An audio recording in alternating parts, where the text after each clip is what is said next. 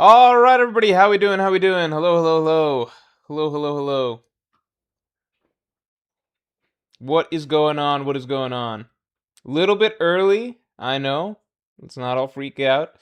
It's impressive, but we don't have to make a big deal out of it.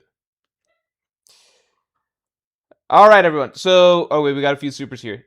Tiptio, thanks for the 5 more. Do you prefer chat to argue with each other about agenda, with you being a third point of view, or do you more like being asked agenda questions in general?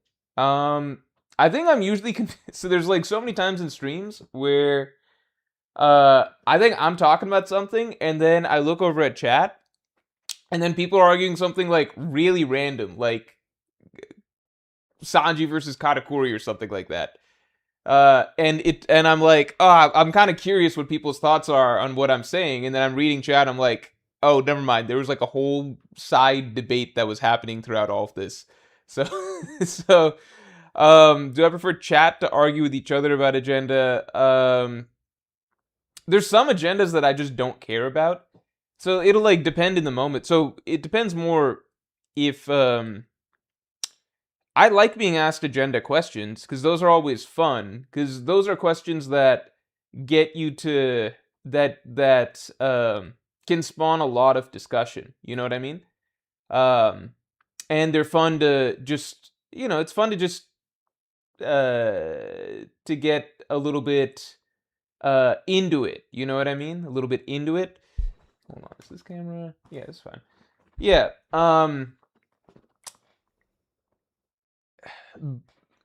It's a good way to get me riled up. It's a good way to get people in chat riled up, etc. So I enjoy agenda questions.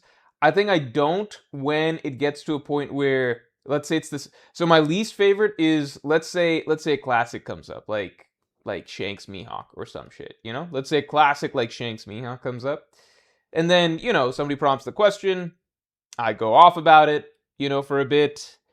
Uh, usually never comes to a proper conclusion because it's just like we're not gonna know the conclusion till whatever in the series. But you get that out of your system, and it's like good. We did our Shanks Mihawk argument, whatever.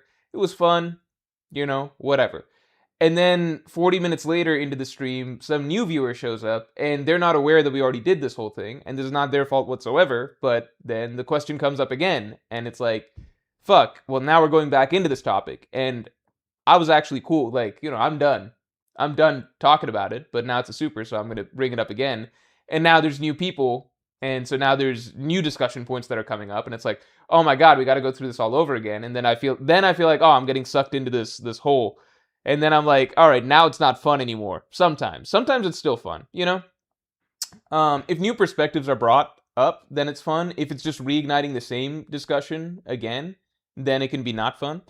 So, yeah, I guess long story short, I like being asked agenda questions. Those are always fun until it becomes repetitive. So, yeah, that's basically my stance. I don't really, when chat's arguing about an agenda thing with each other and it's not something that I want to get into right then, I kind of just like, okay, I guess that's what it is. We're going to leave that alone. Tiptio, thanks for the 2. Is chat better not caring or agenda driven? Is chat better not caring or agenda driven is my question. Is chat better not caring or agenda? You guys can do what you want. I don't know. That's yeah, just if those are the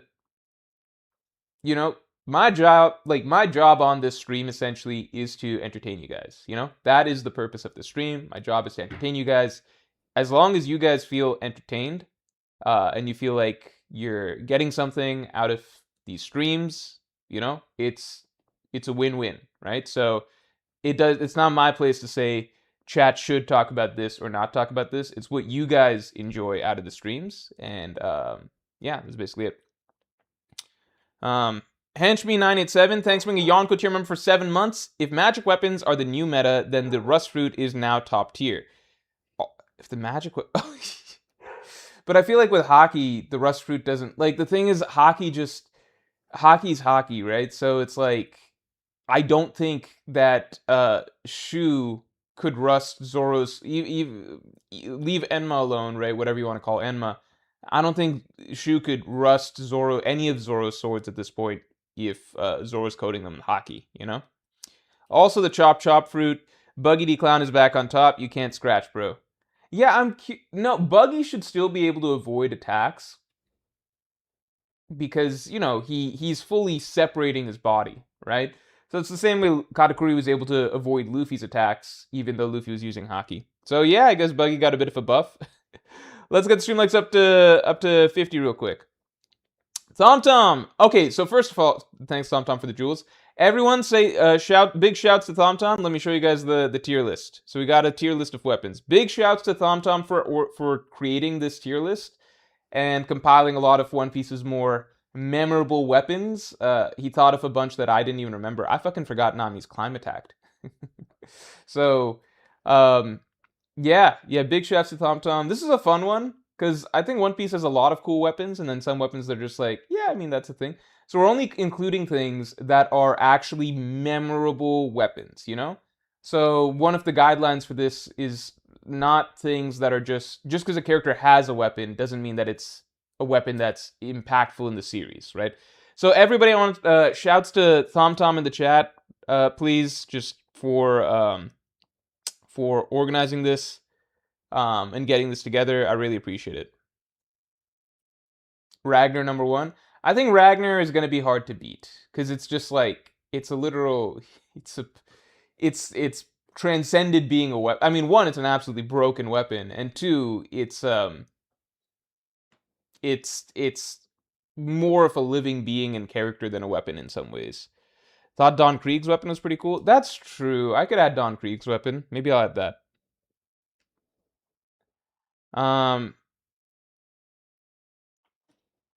Like some I asked to leave out, like for example, Rock's obviously phenomenal, iconic character, right? Great character, super strong, swordsman, etc. But I don't think people have any sort of memorable.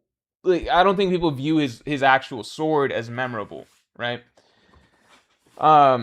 Like, I don't think Rock's is an iconic sword in the series, you know? So, like, for example, I think even Shanks' sword, I don't know if it's, like, a memorable weapon. I just put it because I felt like people might be upset if I didn't put it. It does have a name and everything, but I don't know. Retro Records, thanks for bringing Yonko to your member for 46 months, man. Yo, Morge, I'm so hyped for One Piece right now. The breaks hurt bad, lol. When was the last time One Piece made you feel like this? For me, it was genuinely like Marineford. Ooh, that's a good question. The last time One Piece made me feel like this... I mean,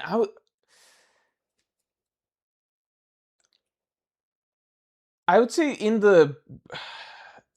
Okay, that's a complicated question, because in terms of when was I last, like, really excited for the future of One Piece, for me, early Wano was when I was most excited for the future of One Piece, because I was just so convinced that Wano was going to deliver on a lot of the stuff that we're getting right now in Elbaf, actually.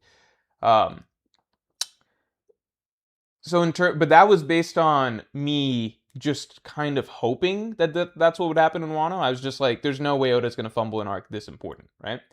So, in terms of last time I felt, it's two questions, right? Or two ways that you could look at it. Last time I felt this excited about One Piece in general was early Wano. Not because of anything that was happening in early Wano, but because of just my hopes for the arc and my faith in the arc, you know? Maybe when Kaido first showed up in dragon form, that was wildly exciting. Like that scene when he first arrived. I think when Kaido first one-shotted Luffy, the end of that chapter, 923. I think the end of 923, I was really excited. But then 924, the immediate aftermath of that chapter, when it was kind of like, oh, never mind, this isn't really gonna dramatically affect the, like, it was like, oh, okay, this is not really gonna affect Luffy, and this is not really gonna affect any of the other Straw Hats or the tone of the arc. This is just to put Luffy into Udon. Then I was kind of like, that was when I was like, okay, well, that's not gonna be it. Like, there's gonna be something that actually affects everybody that happens this arc, I'm sure. So to me, it was like, my perspective was kind of like, oh damn, if Oda's starting Wano with a quick one shot of Luffy like that, then I can't wait for what Oda's got for the actual meaty middle section of the arc when things really need to get serious. It turned out that when it was actually time for Luffy to fight Kaido, the entire fight was actually them literally, no exaggeration, very literal. The entire fight was actually more so them saying, haha, hee hee, isn't this fun? And giggling the entire fucking fight. Until the Gear 4th chapter, but then it went back to, the jokes and stuff with Gear 5, right? So, it's a little hard to say, because I was very excited when Kaido first one-shotted Luffy, and I was like, oh, this is really good if this is just a teaser for what's to come. But then later on, it was like, no, that was about the best it's gonna get, So, in terms of expectations and hopes for the arc, right? Like let's say hopes, right? Let's say hopes for the arc and just general excitement about One Piece. It was probably like the early days of Wano. That was when my hopes and excitement for One Piece were at their absolute highest, right?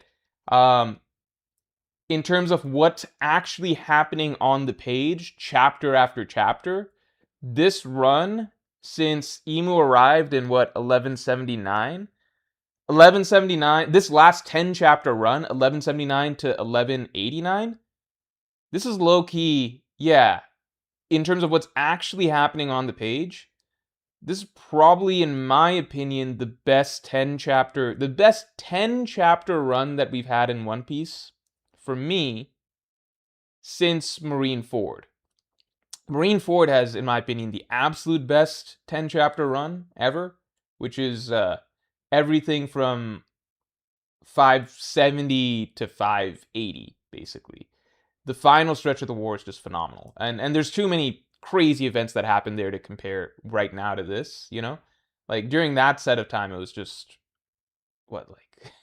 Luffy frees Ace and Akainu kills Ace, Whitebeard versus Akainu, Blackbeard pirates arrive. Blackbeard pirates kill Whitebeard. Blackbeard steals Whitebeard's abilities. Shanks shows up, ends the war. Like, just blockbuster after block. Like, oh, that was just fucking crazy.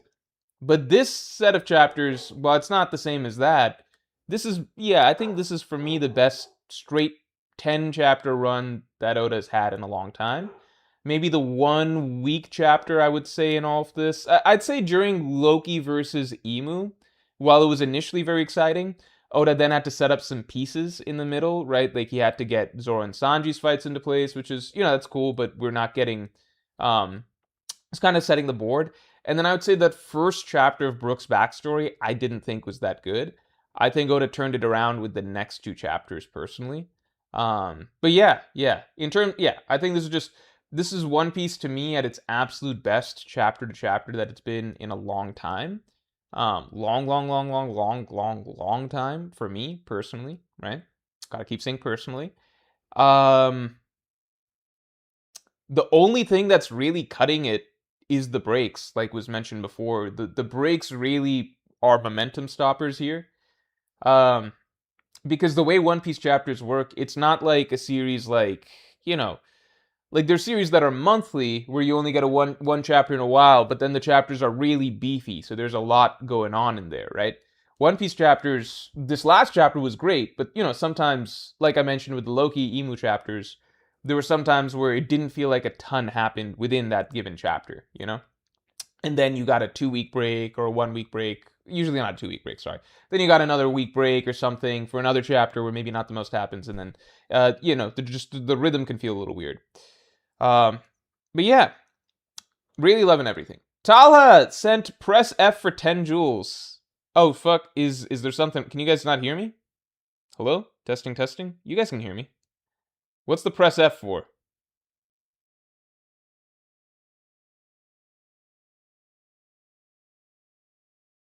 Oh, your membership question, Retro Records? Sorry, 1 second. Fuck, sorry, man. Oh my god. Sorry, Retro Records. Thanks for being a Yon Kojima for 46 months. I am sorry, man. Really sorry about that. Hey, Morge, have you looked up the weapon names that Imu pulled out of his ass? They all have either historical or mythological significance IRL. Yeah, I was seeing people talk about that. I was seeing people talk about that. I I don't know how much to make of that necessarily, because I'm like, I just don't. I just don't. I think let's wait and see a little bit more. I'm gonna wait and see a little. No, actually, you know what? For next Tuesday's video, I'm gonna be doing a little bit more of a deep dive into that. Not. Oh, first of all, big announcement, which is tomorrow's video, which is a Luffy sort of. It's a look at Luffy, right? Tomorrow's video. Luffy in the wake of this defeat, what this means for his character, and a walk back through Luffy's character throughout the New World, right? Um, Tomorrow's video is being moved to Wednesday, most likely, because we have a sponsor situation. Okay, we have a sponsor situation. It seems like we're not going to be approved for tomorrow, so it's likely going to go up Wednesday. So just wait one more day, please. But um, it will come, and then after that, we'll be back to the Tuesday rhythm. Okay. So next Tuesday's video is going to be on Emu's abilities, including his weapons. I need to do a bit of a deep dive on what you just mentioned, and kind of break down how each of the weapons seems to work and, what their inspiration seems to be. But initially, I'm trying not to get too wrapped up into the names right away, simply because sometimes Oda just names things to name things, you know? Like, sometimes that's just, I'm going to say, frankly, a lot of times that's just the case. Like, Shanks' sword is called Griffin. I don't think it has. It's just, I maybe it has some special Griffin related devil fruit powers, or maybe it's just a fucking sword called Griffin. You know what I mean? And obviously these new weapons are weapons that have powers and everything like that. But look at Enma. If like Enma's named after the King of Hell, and Zoro now calls all of his attacks King of Hell, but it's not like he has fire powers or hell-based powers based off of that, right? I think sometimes there's a lot of times in One Piece that Oda just thinks a name is cool, and maybe it matches the vibe of a weapon, but it doesn't necessarily mean that that defines what the weapon's powers are. So, like fucking Napoleon, I don't know. It's just there's nothing Napoleon related. Um, it's called Napoleon, you know. So that's just something to think about, right? Something to think about. So I am gonna look more closely at the weapons and their inspirations, but I'm not gonna jump to just like, oh, this means this, and this, you know. Manscaped sponsor coming back. No, so actually, there's a really, I think the sponsor that's coming out is one that people are really gonna enjoy. Just knowing this fan base, but yeah. Ender says next Tuesday's video mentioned. Yeah, this is next Tuesday's video. Yeah.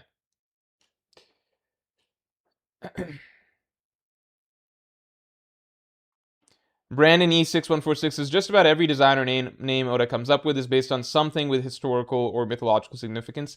Yeah, but it's not always super congruent with what that thing actually is. Like, my always go-to example is fucking Magellan.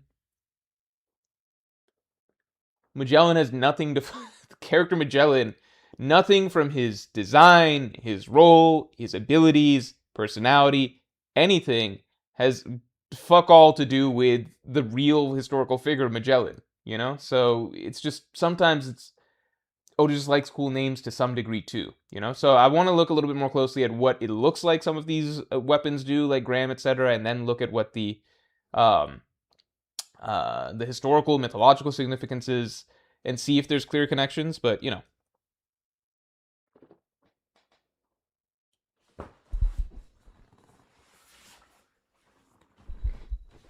anyway. Oh, Emu's a parrot. All right, so the emu parrot thing, I did actually start going down that rabbit hole a little bit. I feel like it's really easily. I might honestly put out a YouTube short about this. I might straight up do that because I think it's not. Maybe I'm not seeing the original theory or something. So maybe there's like a truckload of evidence I'm missing. But I feel like the simple way to put it is that from what I've seen, that initially sold me is that a lot of it is initially based off stuff that's like based on his design, his appearance, and stuff like that. Um, and so then I was like, oh shit, this could be true. And then everything else is extrapolated from there, which is like fucking Iago from Aladdin because of the Othello connection, some toy that parrots have and stuff like that. Um, but I think the core foundation part, which is that Emu's design and mannerisms and appearance and size are parrot-like, all of that's incorrect, actually. Because I actually went back through and looked at all the panels of Emu in the past. What I noticed is that in the theory that I read, most of the imagery that was used is from the anime, which is very misleading. The manga kind of disproves most of that. Now, maybe and that makes me feel like the other evidence, which is like Dami Reversi, Othello, Aladdin, Iago, right? That train is pretty tangential and circumstantial. There's a post from the One Piece spoiler subreddit that has all the evidence. So let's take a look at this again. I think that's what I saw. I think that's what I saw. Like, no, you know what? This is what I saw. This is what I saw. Because I've just looked up emu parrot theory, and this is what came up, right? So, number one, the simplest way I can put it is that number one is pretty much all wrong. It's pretty much all wrong from top to bottom. Now, that doesn't immediately disprove the parrot idea, but I feel like all the other parts of number three is also straight up wrong.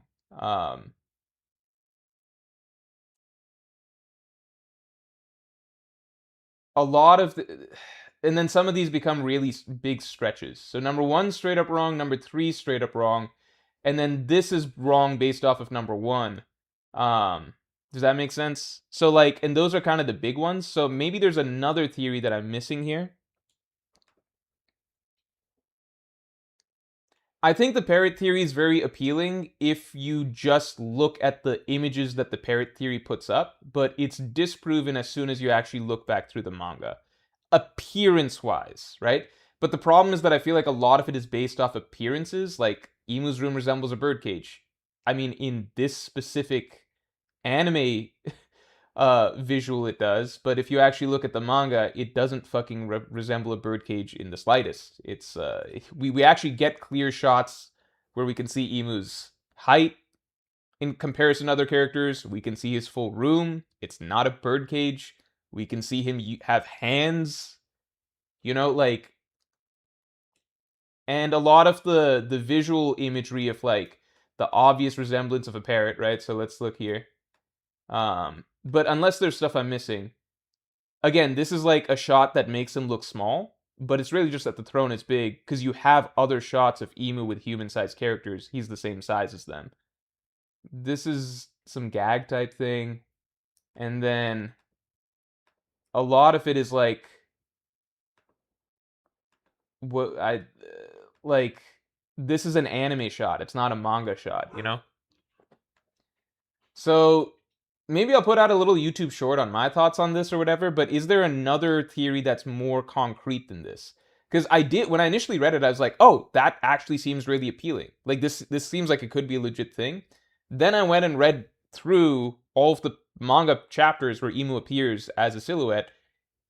It's not, it's basically, this is a lot of BS that kind of relies on people not remembering.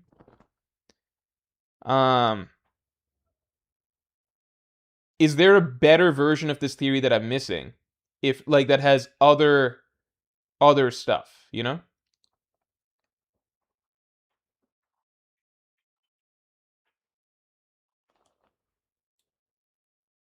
Joker ER9TF says Emu being a parrot will explain why the world government has so many animal teams. Admirals are named after animals. Sengoku wore a seagull hat, and elders turned into animals in their yokai form.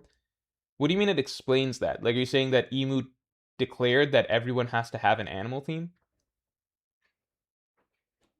What does it explain?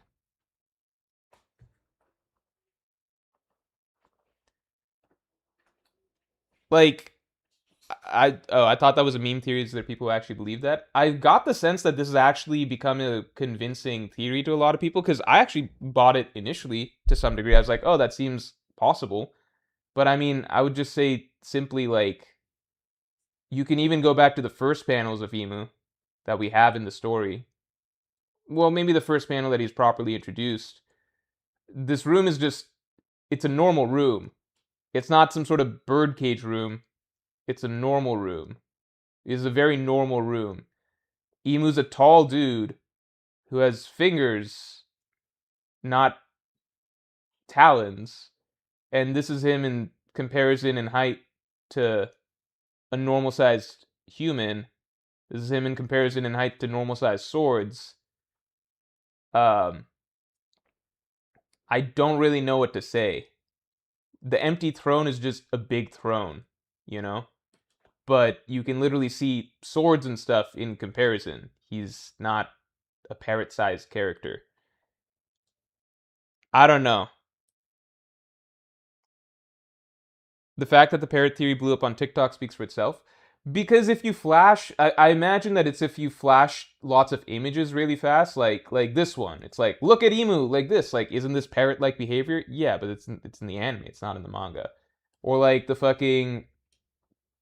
birdcage. Like, yeah, if you look at this specific shot in the anime, it looks like a birdcage. But if you look at literally anything else, it's it's a normal room.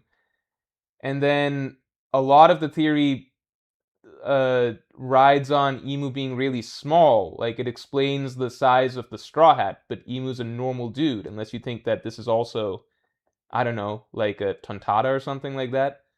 Normal woman. So I don't know. Is there more evidence that I'm missing? So like to me, all of the stuff immediately makes Emu look like a human, right? And so it's like, okay, with that in mind, then let's look at the more um tangential evidence, which is like, well, pirates have parrots. It's like, okay, does that mean that fucking pirates have parrots just seems like a really vague sort of way to insinuate that Emu's a parrot? And then this is like, to me, this is a big stretch because it's basically like you can do this with a lot of things in One Piece, you know? You can do this with a lot of things in One Piece.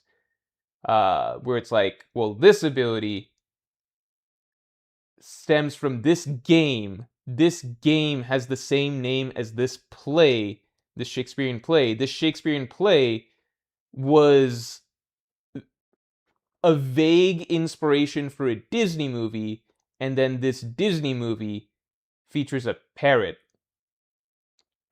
named Iago, who's also the character from a play. Let's add that additional piece of evidence. So it's just, it sounds interesting if there's already a foundation that suggests that Emu's a parrot, but if not, then it's just like a big stretch. This is just Princess Lily, Parrot Flower.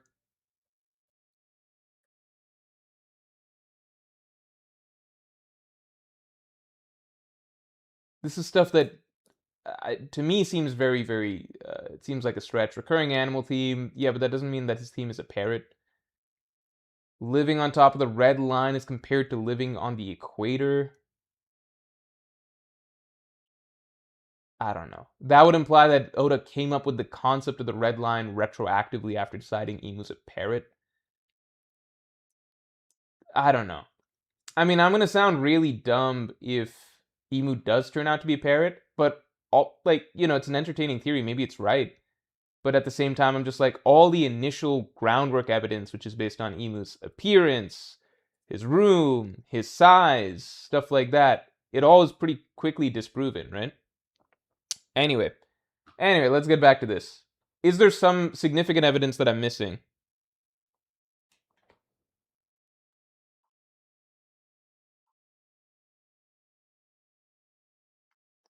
Um, all right, continuing on.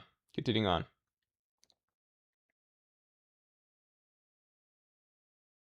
Hold on, hold on. Okay, yeah, let's continue. Ray Uchia, thanks for the 5. Morge, I have to ask, have you watched the first episode of Thousand Year Blood War Core 4? Also, I know why Jinbei joined the crew. He's Luffy's blood bank. I watched it today while eating lunch. And it is... it is fucking... it is almost... I have no complaints about the episode. I'm not one of those people. I have no complaints about the episode. I'd say they elevated the source material. Okay? It is so... it's wild because it's like Thousand Year Blood War has leaned very heavily into very serious, sophisticated, artistic scene direction. And I respect the hell out of that. I love the way the scene... Thousand Year Blood War has just elevated the source material so much just in terms of how it's presented. You know, just in terms of how everything's presented, it's masterful. Like, even the opening shots of just zooming across everywhere, the nightmares that Yhwach is having, and then, like, the hard cut to the throne room and an immediate silence. Really, really just well edited, well directed, well thought out presentation, and it gives you such a strong feeling, and it feels like a grand dark opera. Great stuff, right? Thousand Year Blood War has done so much to elevate the initial writing, yada yada.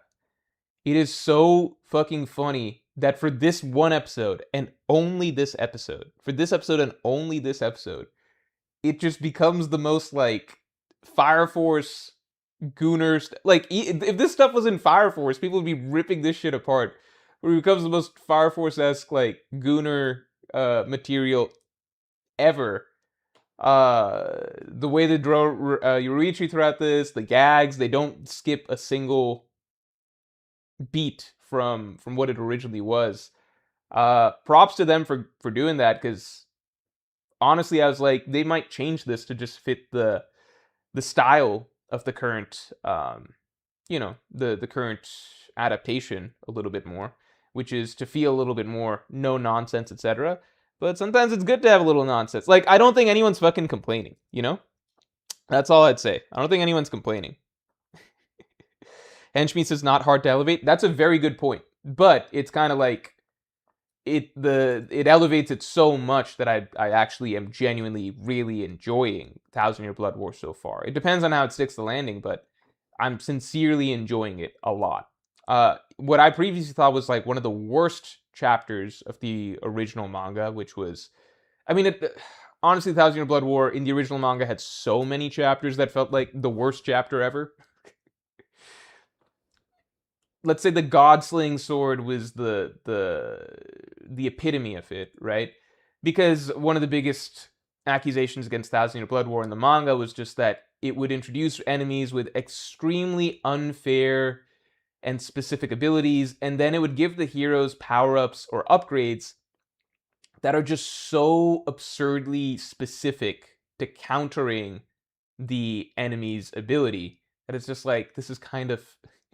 It's like, I'll fucking, you'll feel so much fear, it'll be like you're dead. It's like, well, my ability is actually specifically to freeze myself to the point that I'm basically dead. It's like, well, fuck me. I guess that just invalidates something that would work on literally anyone else. But imagine that and replicate it like 50 times over, right? Also, lots of fluff, lots of dragged on Sternritter fights. Some were really good, some were really not. Yada yada. Even just in this first episode, it's like, oh, my ability is basically like, as long as I get a certain dose, I'm butchering the explanation of Askin's ability, but immunity based on, even things like people's Reiatsu, yada yada, right? And then it's like, well, Yoruichi specifically in this form, wouldn't you know it, her ability is like tied to her nature changing very, very, very rapidly over and over like a cat. Therefore, it's very effective against Askin's ability. And it's like, these are a lot of, like, Thousand Year Blood War, a lot of it was like absurd plot conveniences in the manga, right? Absurd plot conveniences, a lot of fights that felt dragged out and not that interesting, like against Pepe and stuff like that. And then overall, the plot just went off the rails by the end, right? So right now, the plot is being more, there's more structure, there's more explanations to characters' motivations, things that are happening. So the adaptation's doing that. But in general, the biggest thing that I think it's done is it's tried to kind of subtly, it's subtle, but it kind of underplays a little bit some of the plot conveniences of things. Like, I remember when Yamato killed Royd Lloyd or whatever, there was this like comical, absolute fucking joke of a flashback of how there's actually been two twins called Royd Lloyd or whatever, and how they have these abilities to swap for, or like change appearances and copy abilities and stuff and yada yada. And it was just like the Thousand Year Blood War animation was like, yeah, we're not doing any of that. It was a fake, it was a doppelganger, that's all the audience really needs to know. That's it, right? And that's fine. Like, it can almost, like, Kubo would go too hard into playing up, because I think Kubo would think it's really clever to some of the plot conveniences he was introducing. And Thousand Year Blood War is like, it's not clever, so let's underplay the parts that aren't actually that clever, right? Like, if I was an anime only viewer and I heard Yoruichi's explanation for why she's able to counter Askin a little bit in this episode, I might have actually just been like, okay, that's like a thing. In the manga, these moments felt more ridiculous, you know?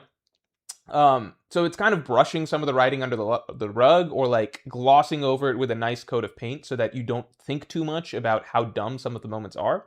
And then some parts are made less dumb, right? The plot's tightened up a little bit. The writing's tightened up a little bit.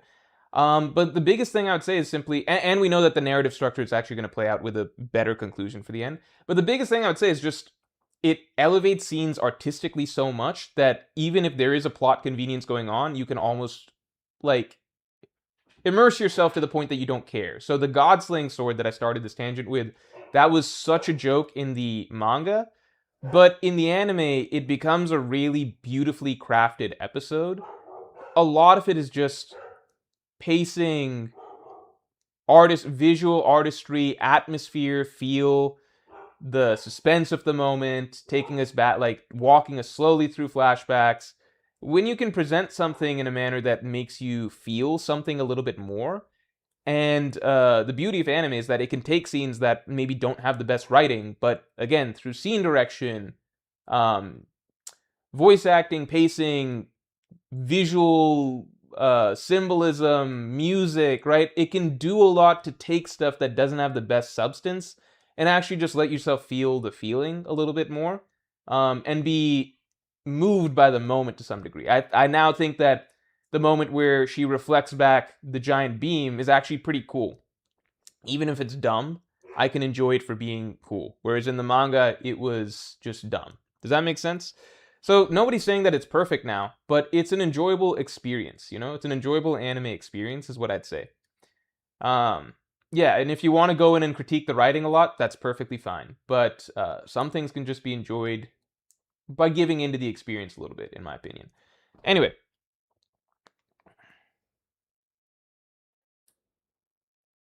Chillax Rita says a lot that the fact that the big improvements to Thousand Year Blood War are the ways they make you turn off your brain. Yeah, I mean that's true. That's true. But I'll always say this: like with manga, writing is like 50% of the situation, arguably more, right? Storytelling in the manga matters a lot, right?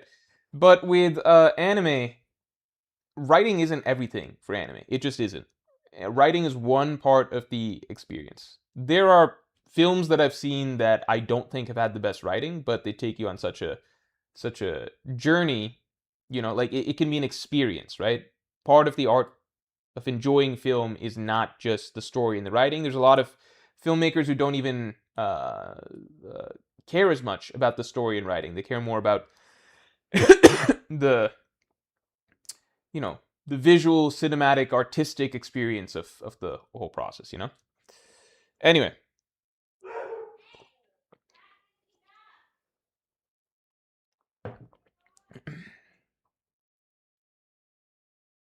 No, not like Michael Bay. I think you're confusing things. Not like Michael Bay stuff.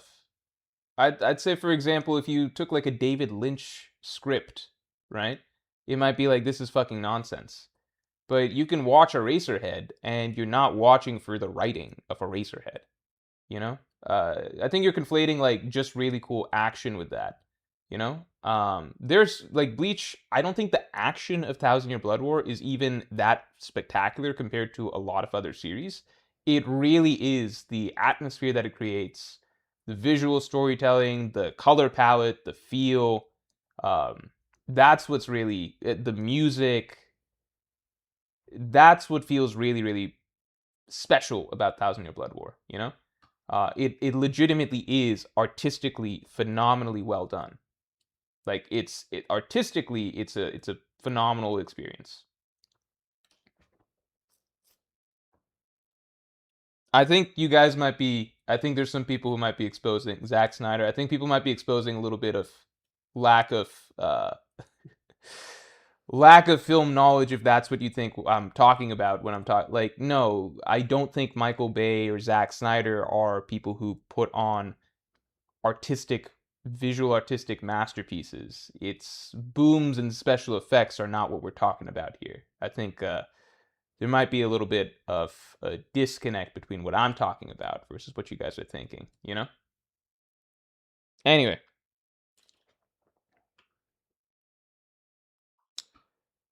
refresh the tier list.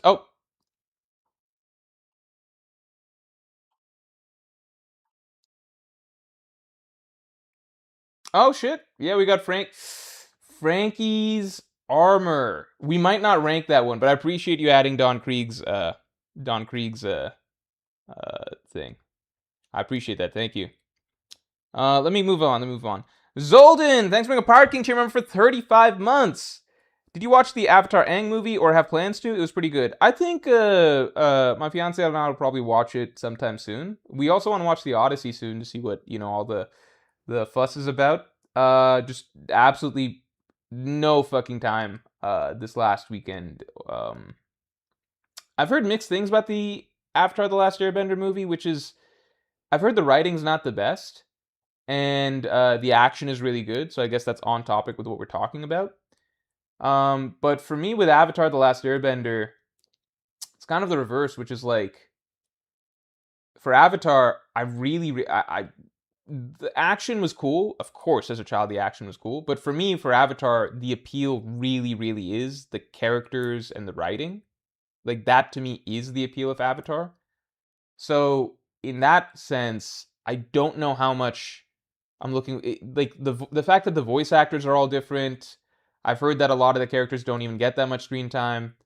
I've heard that the story is really weak, and to me, Avatar was always story first, you know? So I'm sure I'll be excited to, like, I'm sure I'll enjoy watching it. Like, visually, I'm sure it'll be really cool. But for Avatar, that's not a series where I'm going to be like, oh yeah, I'm just going to enjoy it as like a visual masterpiece or something. Because then it's like, well, then why do this IP, you know? Because this is an IP where people are very invested in the story and the characters. So don't make a movie unless you've got an actually really good story to tell. But those are just things I've heard. So I don't want to, I think I'm risking going in with too negative a mindset based on things I've heard. I will try and watch with an open mind. Aversur sent 10 jewels. Thank you. Tala sent W for 10 jewels. Oh, Aversur sent gold for 10 jewels. Thank you. Angel VK3BK, thanks for the 5. Hey Morg, kind of noticed that people glossed over the fact that Imu is aware of Luffy's brotherhood. Did he always pay attention to the world around him? That was a wild fact, because that's like, the fuck? Imu's actually, like, tracking that stuff in detail? Like, are they tracking that stuff in detail? Or is Imu tracking that stuff in detail? That is surprising for him. I mean, I guess he's got nothing better to do, but even someone like Ace, I guess Imu is aware of these characters, obviously, because he had that monologue before he left for Elbaf, talking about all of like the figures that have popped up over the last 40 years or so, that are notable. Roger being ultimately the most impactful in spawning this huge search for the One Piece. Keep like Imu being aware of the I guess Imu would be aware when a big war happens, like Marineford.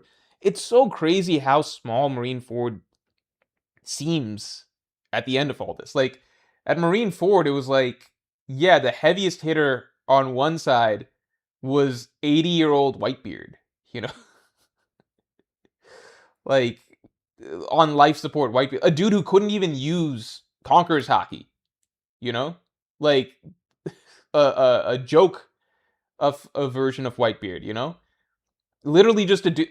Like, imagine Whitebeard rolling up to Marineford. He can't fucking use Advanced Conqueror's Haki anymore. And he's just like, I just gotta use my fruit to the best of its ability. Like, that was the heaviest hitter then. You know?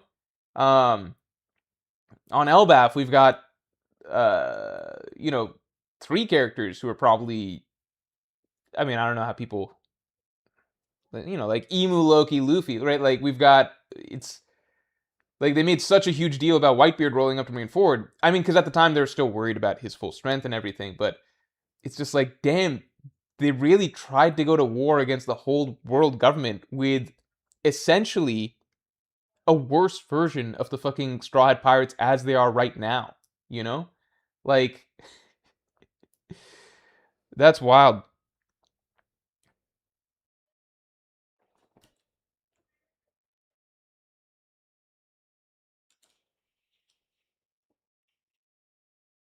Uh, Dhruv the One, thanks for being a Pirate King shirt member for 2 months. I hope you've been enjoying it. The time is coming up for the next Pirate King podcast submissions to open up.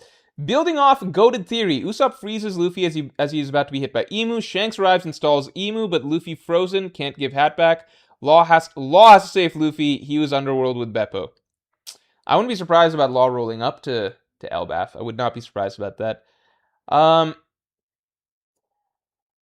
I could definitely believe Usopp freezing Luffy as he's about to be hit by Emu. I could definitely believe that for sure. Luffy being frozen can't give the hat back, so as a way to stall a Luffy Shanks reunion. I still personally feel like the next time that Luffy and Shanks meet each other, because it's been getting closer, right? At Marineford, Shanks was like, "You're just not ready," right? Then at Whole Cake Island, he was like, "The time for us to meet again is getting closer," right? And then at Wano, it was basically like, "Okay, now we're both gonna be gunning for the One Piece. Like, this is like, we could meet right now, but we're gonna save it, and now we're both gonna throw our hat in for the One Piece." So I feel like Luffy seeing Shanks the next time, like, I still feel like Shanks just bailing Luffy out the next time feels weird. Feels weird. We'll see. I'm sure Oda will do it in a way that's good. Let's get the stream likes up to 50 real quick. Because that's, just remember this. I will always have faith that the scenes that Oda's been planning for a long time are going to be good. I think Egghead had so much evidence of that. The way Oda played out every storyline that he had clearly been planned for a long time between Kuma, the Kuma Bonnie backstory, right? Clearly that had been in the making since Thriller Bark. The whole Kizaru Sentomaru storyline, right? Kizaru Sentomaru Kuma Vegapunk storyline. Clearly, again, we had evidence that that was being planned since Sabaody, right? The direction Oda chose to go with Kobe, Garp, and Aokiji, again, stuff that he'd been planning for a long time. So I have a lot of faith that anything Oda's been planning for, and the God Valley flashback, right? Everything that Oda's been planning for a long time has always been good. It's stuff that he seems to make up just to fluff out arcs for no reason. Like, hey, I'm about to write this Wano arc. We've got 4 scabbards, but what if there were 9? What if there were 9? If any of these editors say no, I'm going to fucking fire them. Anyway, that's a joke. I'm sure Oda's not like that, but the first part of what I said is true. He was like, 4 scabbards seems good, but what if there was a shit ton more for no reason, you know? That's where I think things go off the rails. So, personally, maybe you loved each and every scabbard and they're all your favorite characters. I don't know. I feel like because of that, long story short, Luffy returning the hat to Shanks, that's a scene that Oda's gotta have been planning since fucking chapter 1. Because that's the first plot point that's set up in One Piece. It's the first plot point that's set up in One Piece. The first plot point set up in the story is Luffy giving the hat back to Shanks, right? So whatever scenario that is, it's going to be a special one that Oda's planned on for a long time. Julian Reed, thanks for the 2. Why don't the homies count for this weapons list? Because I just don't, I view them more as weapons. I think I wanted to go for literal physical objects. Does that make sense? The homies, it's like a fireball and a ball of lightning. I don't consider, you could stretch and be like, this is a weapon, right? But then how about we just, for the sake of not going off the rails, let's just narrow the discussion. Because then it's like, then this whole list, you know how many homies there are? There's like a million homies. And Big Mom doesn't just use, because then we got, like, half this list becomes homies, right? Because then you got Prometheus, Zeus, Hera, but those are just the main ones, because Big Mom makes impromptu homies all the fucking time, And then half of Whole Cake Island's cast is filled with homies. Fucking King Bomb is a homie, I would rather just keep it to physical objects, To Tio Treviso, thanks for the 2. Bleach, late 2000s, 2010s negativity makes these fans crazy. I mean, I personally think that Because I feel like Bleach fans are trying to spin it as like, see, Bleach was always good, but it just got a bad rep because like this was a common thing. Like some people argue that Bleach's rep took a dive because YouTubers. I think Super Eye Patch Wolf even gets blamed for it a lot or whatever. Like people just started making claims and stuff that Bleach was bad, etc. It's like, no, I lived this experience. The whole fucking internet, week to week, even I think Bleach fans on the subreddit and stuff were kind of jumping ship as Bleach was coming to an end. Like Bleach fans could not believe when news was coming out that it's going to end in 10 chapters. Thousand Year Blood War was a fucking joke from start to finish when it aired. Sorry, not necessarily from start to finish. I think everybody was kind of cool with the beginning parts kind of being interesting, but it was a joke while it was running. Everybody was piling on it, including a lot of Bleach fans. I think the most hardcore of hardcore fans stuck by it and somehow tried to argue that no, the ending was good. It's exactly what Kubo wanted and stuff. And it's like, Kubo himself doesn't want that as the ending. He wants to fucking fix the ending, right? I think the hardcore Bleach, like, I can never trust Bleach fans who to have genuine opinions if they stuck through the 2010s and still maintained that Bleach was good, because it's just lying to yourself, because it's not even a question at this point anymore, because the author has come on record straight up and been like, I need to fix all of this. I need to fix this story because it was bad. If the story was good in the first place, it wouldn't be needing a redo right now. There's no reason for a redo, right? So that's the frustrating thing to me about Bleach fans, because it's just like the hardcore ones who didn't at least like acknowledge how bad things got. Because the rest, everybody else, like I was a Bleach fan in the past. I, alongside most rational people, slowly got to a point where it was like, all right, we're spending 10 chapters on this Pepe dude, and then we're jumping to a bunch of fights which are won by assholes, and there's a god-slaying sword that we were just introduced to this chapter. Like, at a certain point, it was just back to back to back. Like, it was almost a meme, like, how much, what is Kubo going to, like, Kubo and Aspel became synonymous during that time. Like, that was a vocal sort of, like, generally accepted thing that, okay, Bleach has just become Aspels, right? It wasn't a take that was controversial back then. It was just like, you see that on Reddit, it's got 1 million upvotes. It's like Kubo trying to think of the next thing to pull out of his ass. That was commonplace at that point in time. And it wasn't people being mean. The reality is, this was an arc that was being rushed to the finish without him actually getting to execute what his true vision was, right? It was an Aspel storyline from like fight after fight after fight. It was just Aspels. And a lot of the Sternritter, forgettable, waste of space, yada yada, right? There wasn't any sort of conspiracy to make people change their opinions on Bleach. It was just like, there wasn't, I don't even know about negativity, because negativity just sounds like, oh, there's something that's decent out there, but people are just being negative about it. It was like, no, this is bad. This is dog shit. That is what people were calling out. It's revisionist history now for people who are like, no, people, like, Bleach was always good towards the end. It's just people just convinced themselves it was bad. It was like, no, you can go read discussions, go read whatever, go watch videos, go watch reactions, go watch everything. You can see everybody turning on Bleach over time. The only people who stuck with it are, like, basically people who are just the type of people who will defend their, you know, their baby no matter what, no matter how bad it gets. And I can't really respect those type of people personally. I don't know. Green Tornado X says, would you recommend Bleach to someone?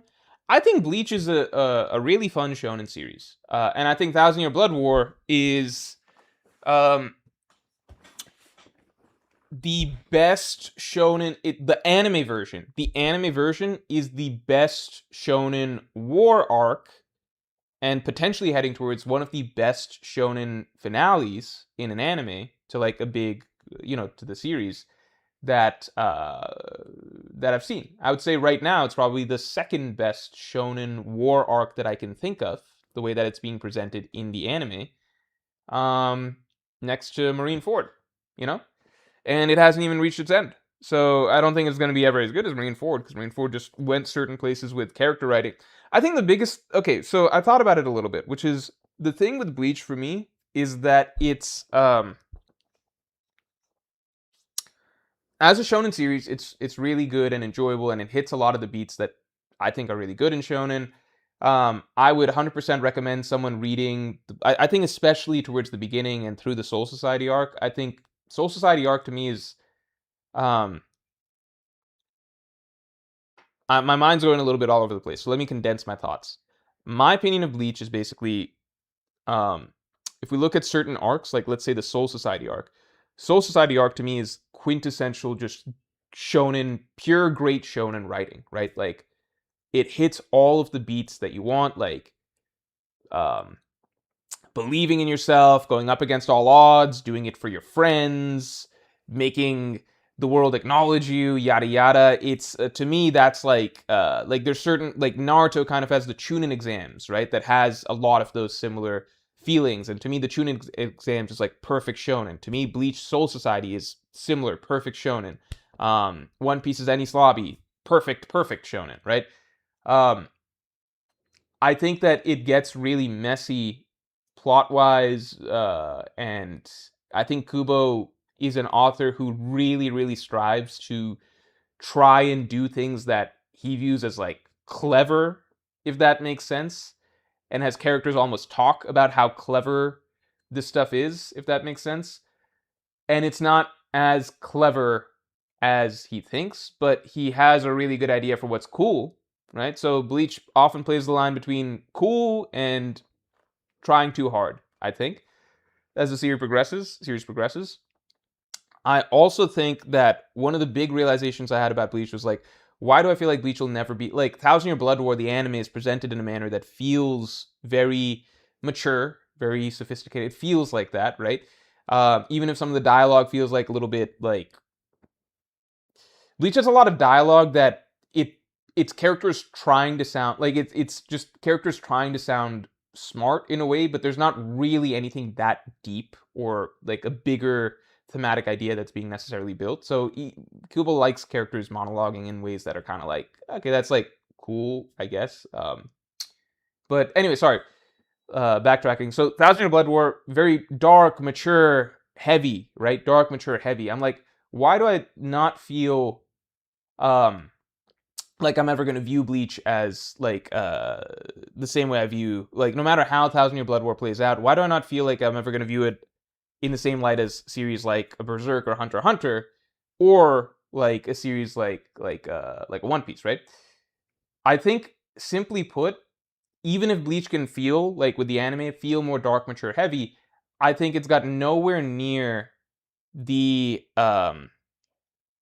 thematic or philosophical depth of certain things like Berserk and Hunter x Hunter, but most importantly, even compared to something like One Piece, which isn't super philosophically deep, One Piece communicates its themes great, but it's not super philosophically deep. Bleach is not a series that ever makes me feel deeply. It used to in Soul Society, in that it could make me feel very empowered and positive, strong shonen type emotions, right? But now with Thousand Year Blood War, it's gone a different I think Bleach was really good at doing that, at least with Soul Society. I think Thousand Year Blood War, it's not that type of arc. It's not like a super hell yeah, like uplifting type of shonen feel good type whatever. It's going for something much more dark, right? I think Bleach is really good at achieving a melancholy feel, but I don't think that it gets to really powerful, sort of heartbreaking sort of scenes. I think it never has really done that, at least for me.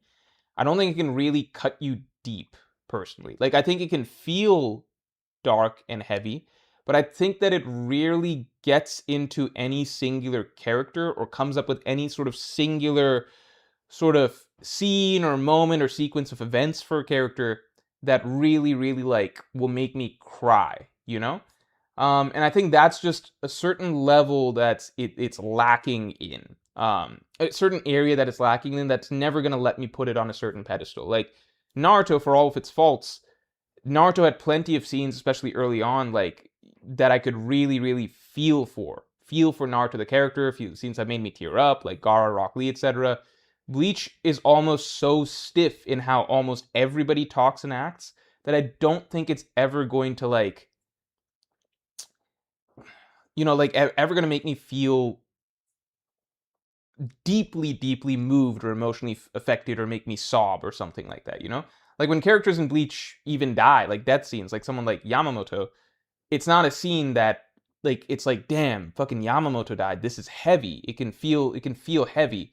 But Kubo's not gonna and Kubo can make it artsy too, with like rain falling and stuff like that, and the way the scene's paced and presented. He can make it dramatically well done, right, and presented. But there's never anything about Yamamoto's character, the way that he's written through the end, or the final words or any of that that's gonna make me like, it's not gonna be a tearjerker. It can hit hard, but it's not gonna move me to that next level. That's me for Bleach. So I guess I think I realized like melancholy, like an overarching feeling of melancholy is something that Bleach does very, very well. But making you feel melancholy is not the same as really like twisting your heartstrings. I think that that is just a thing that's lacking for the series for me. That's never going to allow it to reach that next sort of level, personally.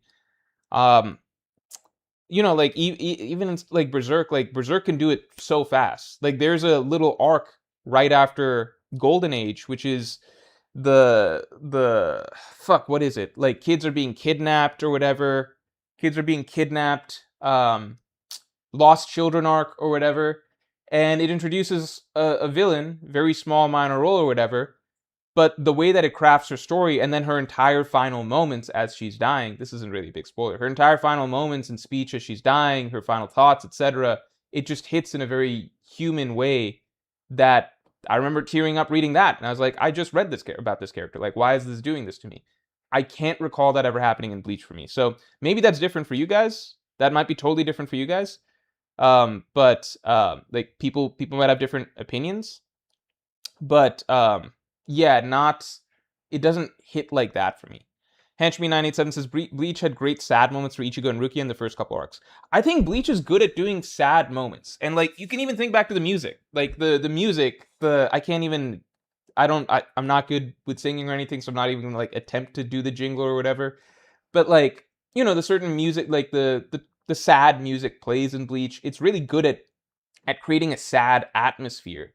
But I think there's something you got to dig a little bit deeper into in terms of like how you write the characters' emotions, expressions, dialogue a little bit more to get the true tears to come out of most viewers or readers. That might be different for you guys. Then I'll say that's just the case for me. Can we please talk about cool weapons for One Piece? Yeah, let's get into it. Let's get into it.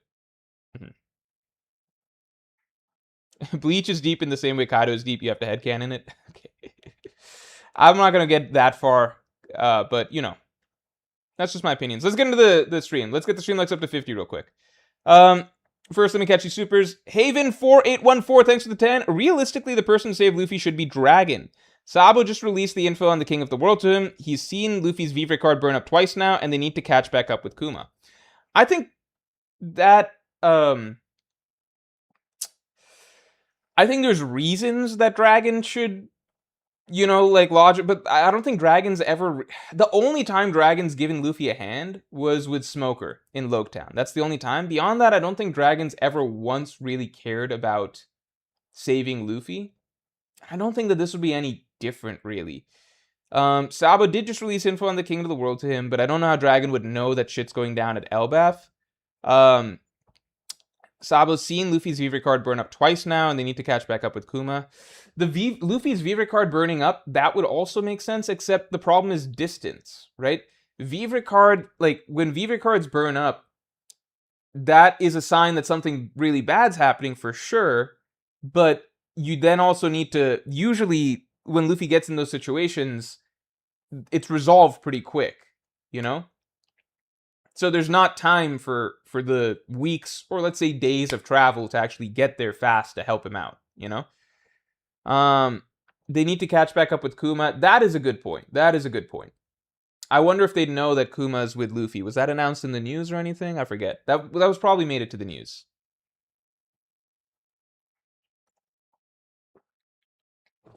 Henchme987, thanks for the 2. Aspel is auto-censored on the Bleach subreddit. I think that says everything. I think that if you have to do that, then you guys are just lying to yourselves, in my opinion. Because the difficult thing to me is just like, without getting too much further into this, I think the difficult thing to me is just like, you can acknowledge that the original run of Bleach ended horribly and was comically filled with what people perceive to be assholes, and then enjoy the fact that you're getting it fixed, right? You're getting the improved version that most people, Bleach fans or not Bleach fans, are actually enjoying, you know? I think that there is, as long as people are willing to acknowledge that, that's all good, you know? JP, thanks for being a member for 40 months. You can't run from Ragnar top 5 agenda. I mean, he's going to be a top 5 weapon for sure, maybe number 1. Let's get into these. All right? Actually, you know what? We get the stream likes up to 50. Once we hit 50, we'll get the stream started. Yhwach is a bad character. I don't care what anyone says. The anime has been working to improve some level of backstory to him. I don't think he's I personally don't care for him as a villain or character. There are some villains that don't need a lot of depth. Aizen is, I will say this till the end of time, Aizen is, in my opinion, in contention for best anime villain ever. It would be a hard stance to defend, because then it's like, well, the writing around like characters like Griffith and stuff is so much stronger. Fine. It would be a hard stance to defend, but he's up there. He is one of the greatest anime villains of all time. One of the greatest anime manga villains of all time. Aizen is, right now, despite being much more, not having a lot of detail or depth to him, right? Or I wouldn't say depth, I'd say information around his origins of his character, right?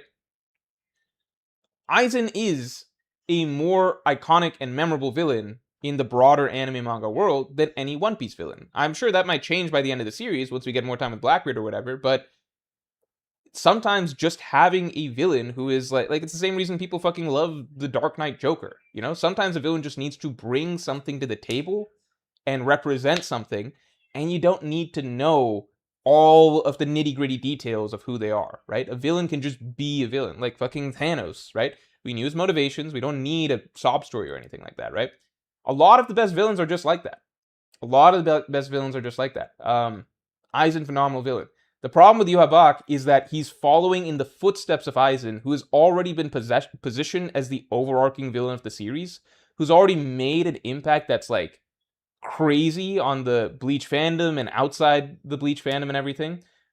Yhwach is following those footsteps, and he's bringing a lot of the same things to the table, which is like, I've got my big bad army, we are also going after the Soul King, I've got a bit more of a backstory and history as to why I want to do all of this, and, oh, Ichigo, everything about you was planned by me from the beginning, or like, the origins of all of your stuff was from me from the beginning, to some degree, right? There's similar stuff, right?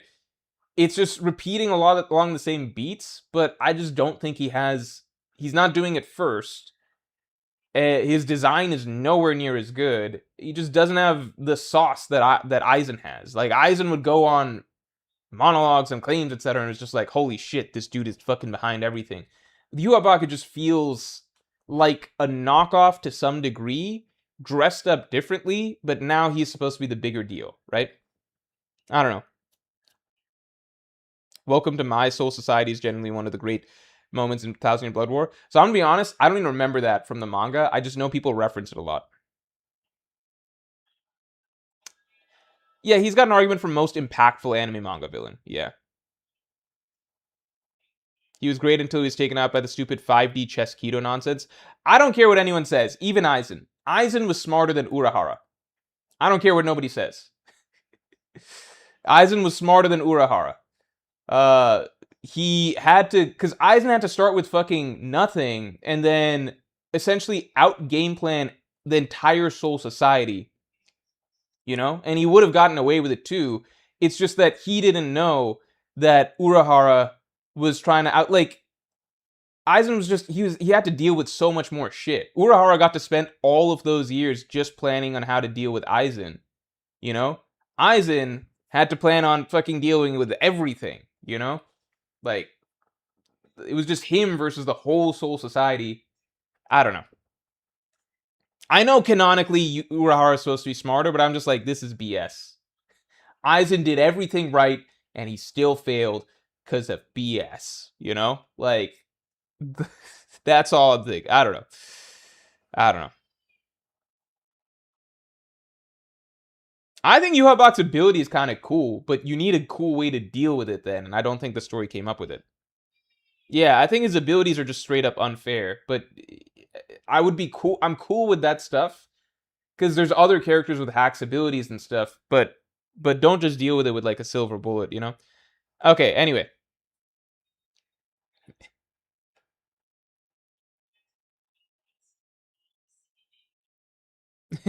Anders is complaining about repeating the same beats for a character in arc as a One Piece fan is hilarious to say the least. I agree. I think that is I you are right. You're right that that is a very hypocritical statement.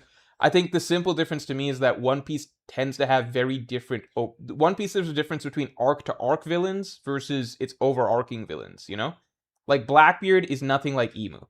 You know, neither of them are anything like even Akainu. You know, and those are the overarching villains. A lot of the smaller villains essentially become subtypes that are similar. You know, um, like Wapol is essentially a prototype of Big Mom. You know, there's lots of similarities that you can draw between various villains in One Piece, but the big overarching villains are different.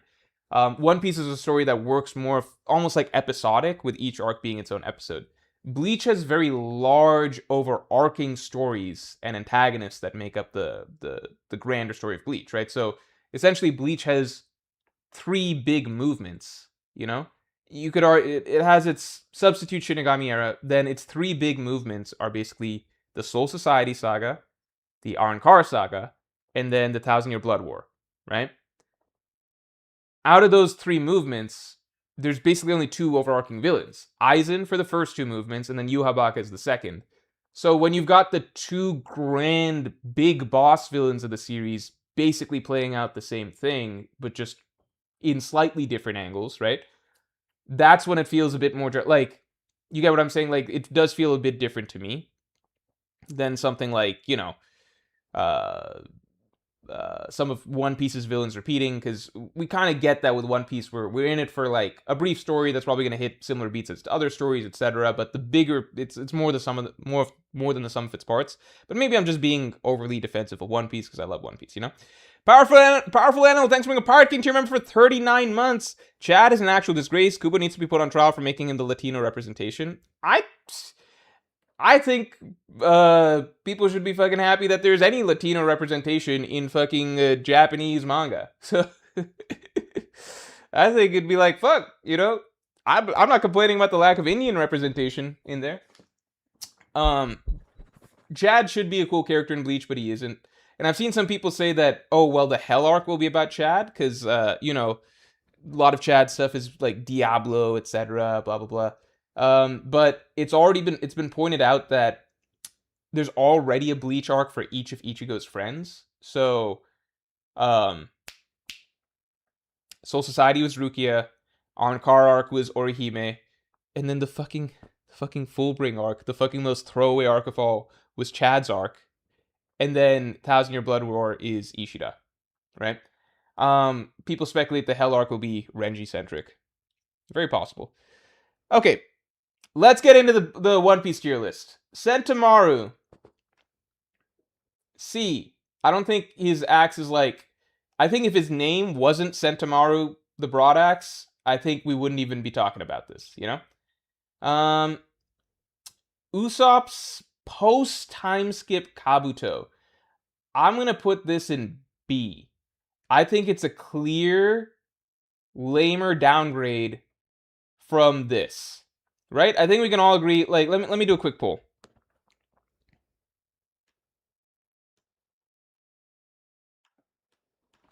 Chad was cool initially. What is cooler?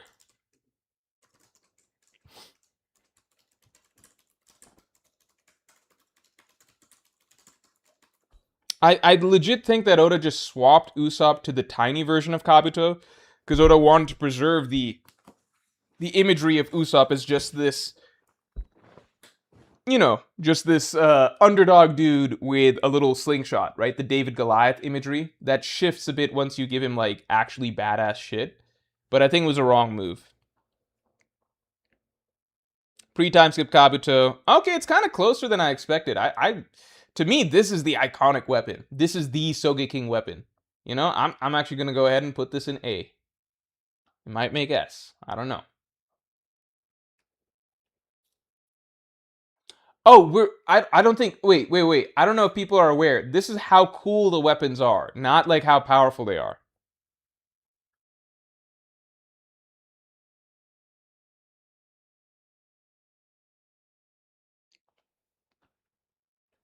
I still remember Usopp pulling this shit out at Enies Lobby. I think that was one of Usopp's coolest moments.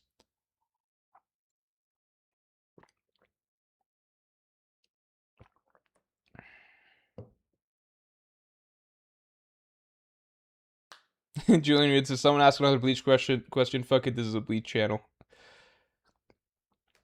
You know who I would love to collab with someday? It's very rare that I'm like, oh, I would actually like to collab with this or that YouTuber. Mr. Tomo from Bleach. Love that dude's videos. I watch a ton of them. He's the only Bleach YouTuber that I watch. Cool is hard to rank though.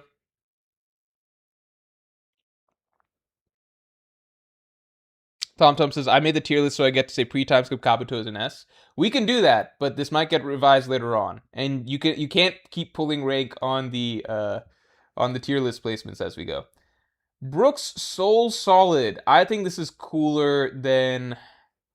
Yeah, I personally think there's a big gap because I think this is just a clear downgrade personally in terms of Usopp's new. Usopp's new slingshot is basically just his original slingshot, but his original slingshot should be an A. I think the original, because to me the new slingshot. How do I put this?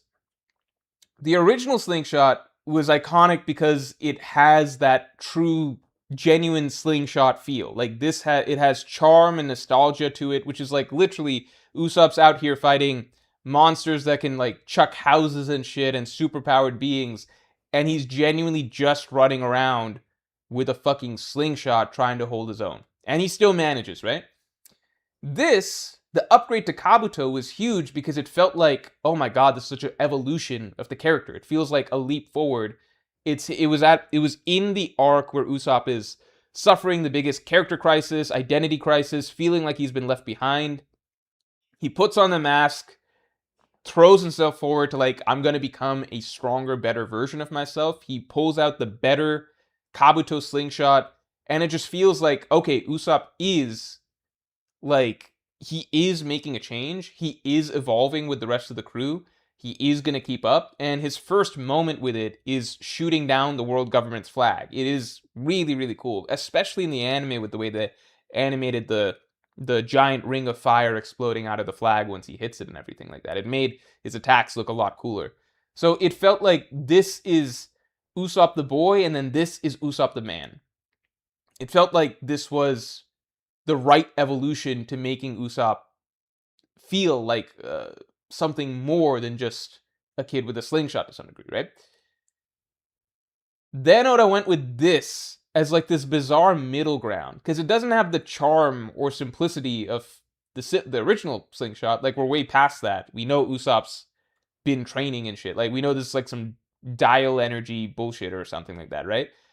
But it doesn't feel big and badass like the upgraded Kabuto that he originally had.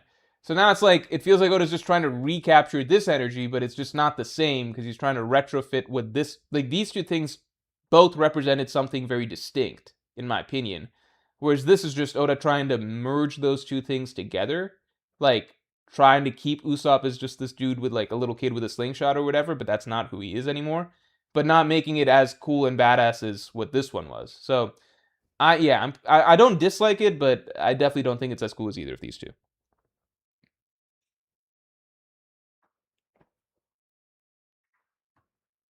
Nami's Climate Act. Okay, I'm actually only going to rank the Climate Act once. I appreciate you doing it each time, like each version of it. I'm only going to rank it once because I ultimately view it as, I feel like it's all the same weapon, I don't feel that same way for Usopp, because I feel like with Usopp, there's clear, like, this is a different object than this straight up, and this is a different object than these ones. I feel like what's the logic? I feel like this and this is just Usopp upgrading this one, right? So I don't think I don't think Usopp made a different one from scratch. I guess we can say the new one is a different weapon. To me, the new one and this one are basically the same thing.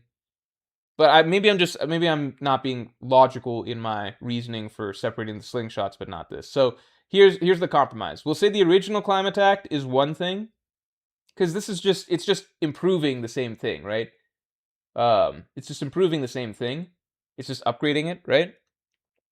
But we're gonna say that this one is different, right? So we'll do two. I'll do this and this. We'll rank these. Let's do that. The second Climate Attack looks the coolest visually. Yeah, I don't know what Oda did with the visual design of a lot of things just with the post time skip transition. I will maintain that a lot of what Oda pulled out for the Straw Hats during Enies Lobby, everything from their designs to their weapon choices and everything, that was them at their coolest. And then I think a lot of that's been lost now, where, just think about it. Chopper's Rumble Ball transformations, like Monster Point, etc. That was really cool pre-time skip, particularly in Enies Lobby. Post-time skip, he still has versions of that, but now it all feels kind of lame and silly, right? Usopp, the giant Kabuto, pulled out at Enies Lobby, debuted at Enies Lobby, awesome. Now we've got a version of that, and we know it's technically better, but it feels like a weird middle ground between what he once was and what he became, right? Nami's Climb Attack looked really cool at fucking Enies Lobby. Here it's just a fucking dildo, right? Like it's I don't know what Oda's doing. And let's not even get started on Franky. The Shogun Franky looks cool, but Franky as a character in general, his design suffered a lot from pre to post time skip. Totally different person. I'm gonna put Climatact in A. I like the Climatact as a weapon. I think Climatact is a cool weapon. The new Climatact I'm gonna put in C. I think I legitimately dislike the downgrade. Enma. Enma is arguably, all of Zoro's weapons are cool.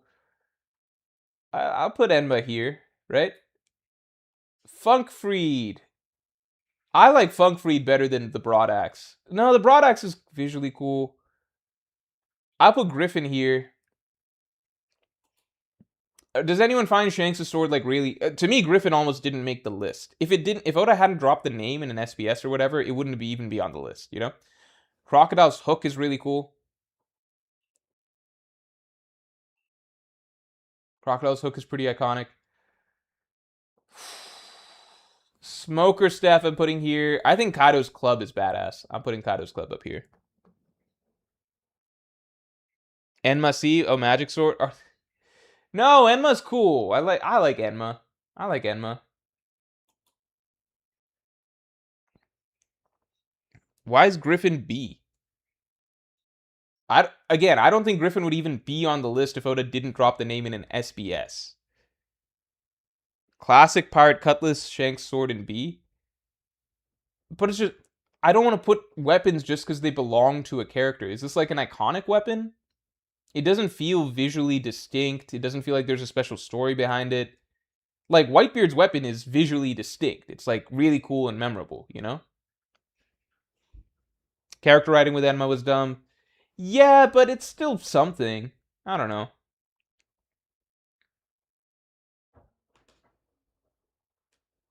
I don't know. Wado, Ichimonji. Uh, if I'm being honest, I feel like I'm just putting some of these in S because I know they're important to Zoro. I'll go out and say it. I think Wado Ichimonji is kind of a boring sword. Like, I find the other two swords more interesting to me. Like, the stories behind them, etc. Maybe it's because the Queen of Flash. You know what it is? It's because the Queen of Flashback was so bad. If you saw it, you'd recognize it from the handle. It's a cutlass. I guess. I don't know. Okay, I can put it in C.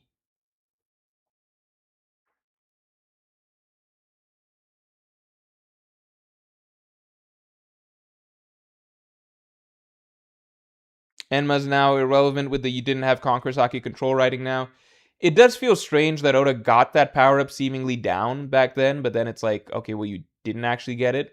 It feels consistent. How to explain it? It feels consistent power scaling-wise, but then not writing-wise, whereas lots of times it's the opposite. Shusui is the only Zoro sword in S. Yeah, will people feel offended if I don't put all of Zoro's swords in S? How would I put them all in A? Because I don't think any... You know what it is? Part of it is that Zoro's got so many swords, right? So it's not like each sword doesn't feel individually that iconic to me. I mean, they are iconic in this. Obviously, Wado Ichimonji, huge deal, right? Sandai Kitetsu, the scene where he gets it is a huge deal. But frankly, when Zoro's fighting, I don't know which sword is using at which time all the time, you know? I'm not like, oh my god, he's got this and this hand and this and that and whatever. Like, if I slow down and actually like look closely, I can keep track of what sword's what. But because he's got 3 weapons, it's just the specialness is kind of split amongst them. Lasso is S. I'll put Lasso in C.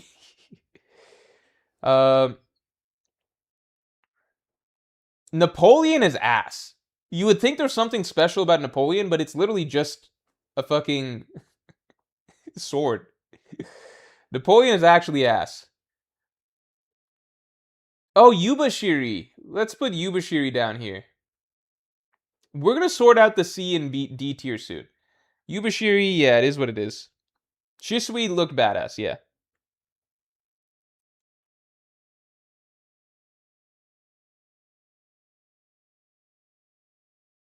I know the Wado's always in his mouth, but sometimes he fights with just one sword, you know?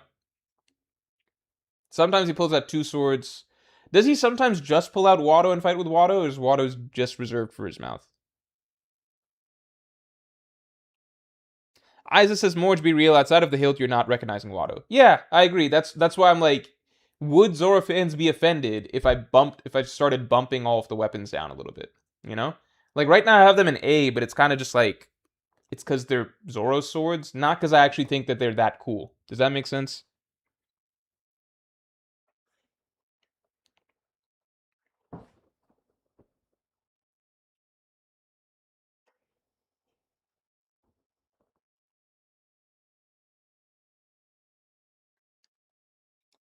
Yoru, obviously badass, memorable. Don Krieg's weapon. Don Krieg's weapon was cool for its time.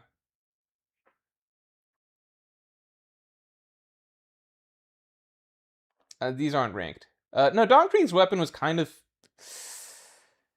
BB.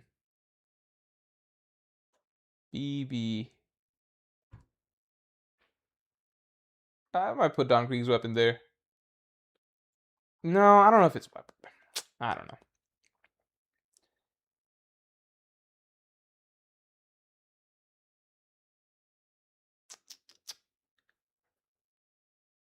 Ragnar, obviously going up here. Ragnar, it's almost like, I think it's kind of a done deal that Ragnar's the coolest weapon in One Piece. I liked Katakuri's trident. Katakuri's trident, in retrospect, the problem is just that it's very clear that Oda just came up with giving Katakuri a trident so that he could write that scene where, you know, Luffy stabs himself, where Katakuri stabs himself to make himself even with Luffy. Because I remember it felt like it felt kind of random for his fighting style. His fighting style seems to be more so focused on punches and stuff like that.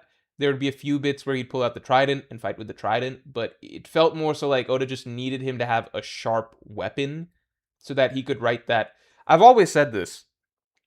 I feel like Oda comes up with really powerful scenes first, like strong character scenes or whatever. Like Katakuri stabbing himself to even the playing field with Luffy is a really cool moment. People might view that as BS because they didn't like that it evened the playing ground for the fight. But in terms of just what it did for Katakuri as a character, I think most people can acknowledge that character-wise, that was a cool, memorable moment of the fight, right? Katakuri doesn't really use the trident that much beyond it. There's like a little stint where he's just launching thrusts at Luffy, but most of the fight he's just fighting with fists and stuff like that. And even in the finale of the fight, where it's Snake Man versus Katakuri, he's not using his trident. I really feel like Oda's just like, I I feel like Oda worked backwards from like Luffy's gonna be fighting this like shadow version of himself, Katakuri. He's gonna be duplicating all of his abilities and one-upping it. He's gonna see the future. But Katakuri's a good guy, and I want to establish that Katakuri wants a fair fight, and I want to do something to really make people feel like his character is cool, right? So like, what if as he's beating Luffy's ass at some point he feels like he cheated and therefore he handicaps himself, right? It's hard to handicap yourself if you're just fighting with fists. So I think Oda realized he needed to give Katakuri a sharp weapon, but Oda didn't really want that weapon to be that important in the fight itself, because the fight was more so Luffy's Gum Gum attacks going up against Katakuri's Mochi attacks. So it kind of, the trident itself kind of steers away from Katakuri mirroring and outmatching a lot of Luffy's moves. So I sincerely think that the trident was basically not like a plot device, but something Oda came up with that didn't feel wholly organic to Katakuri's fighting style. Like, you know, it could work at weights, like it worked, right? Like there are parts where he's like doing thrusting attacks and everything, but for the most part it felt like Oda wanted to write Katakuri's fighting style to mirror Luffy's, but the trident was necessary to write that one scene, and then after that one scene the trident's not really seen again, you know? Anyway, the raid suit, I don't count the suit as a weapon. It's the same way I'm not doing the Shogun Frankie. I also don't. I think the raid suit is kind of lame, so I would have put it in C or D or something. I'll put the trident here. Whitebeard's spear, I think, is easily here. I think it's here. Is Whitebeard's spear S or A? Let's do the votes for that. So we kind of put things where I think, and now we'll do some votes after this to see what people feel like.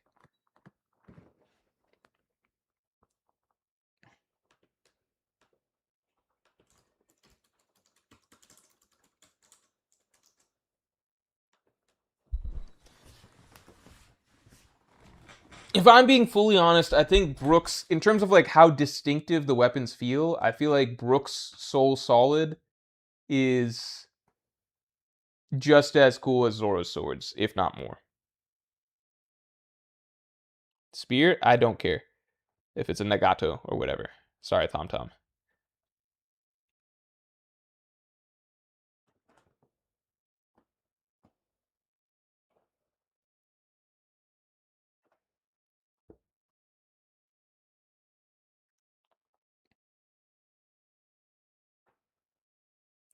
Bleeding S-Ray.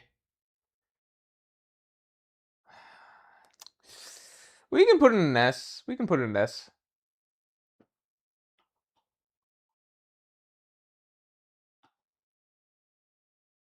It is very distinctive.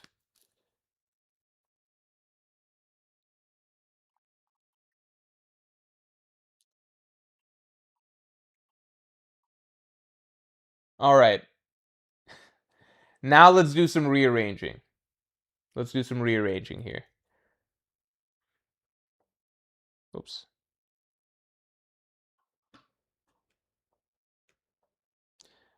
Vishal Anil P3W, thank you for the 10. Going off your last stream, is it fair to say that Oda's created tiers? Before I even get into what you're talking about, I think we still need more and more information as the story goes as to like we still don't know if we've seen the upper limit. Every time in One Piece that we think we've kind of seen like, okay, this is what the top tier looks like, Oda kind of blows that open. There's so many things going on, right? So let's see what you're saying. So the tiers being God Devil Fruit plus top tier Haki equals God tier. That's kind of my opinion right now. Like if you've got Joy Boy level Haki and like one of those God Fruits or whatever, that's what puts you at the tippy top tier, right? Emu right now seems to have better Haki than anybody else and a better fruit. Like I think that's kind of in that tier. That's all I've got for that. I don't know how concrete that is. We just got to wait and see a little bit. Then top tier Haki equal so just having top tier Haki equals Pirate King tier. Having advanced Conquerors plus strong Devil Fruit equals Yonko. Having advanced observation and armament and strong Devil Fruit equals Admiral.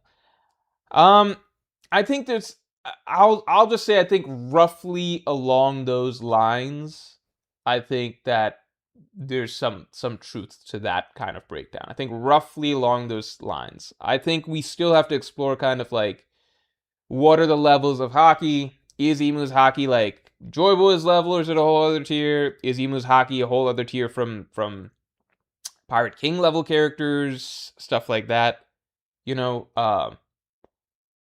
yeah. So what's interesting to me is, so like a character like, let's say, Loki is a character who, to me, from what I've seen, I feel like he's got Haki that is, it seems like at minimum, you know, at minimum, I feel like it's like in the Kaido Big Mom range, but it also might be at the quote unquote Pirate King level of, equal to Herald, Rocks, etc., right?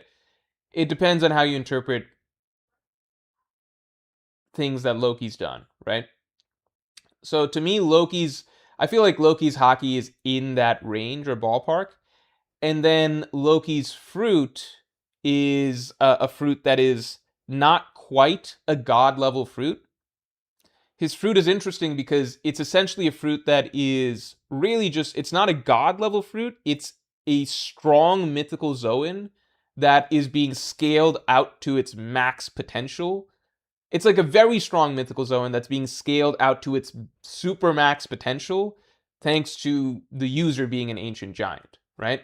Um, like, it's arguable that as is, it could just, even if a normal human ate it, it could be a mythical Zoan that is even stronger than Kaido's fruit, right? It's arguable that that's possible, you know? But then with Loki being the one who ate it, it's now been scaled up to like a crazy weapon of mass destruction, right? So to me, Loki's in this space where it's like, I don't feel necessarily like he's got the strongest Haki in, like, you know, I think he's got very strong Haki, and it's probably really high up there. And maybe comparable to, you know, his dad and stuff like that. Maybe as strong as his dad, maybe better, who knows, right? So it's in that realm. His Haki's close to maxed out.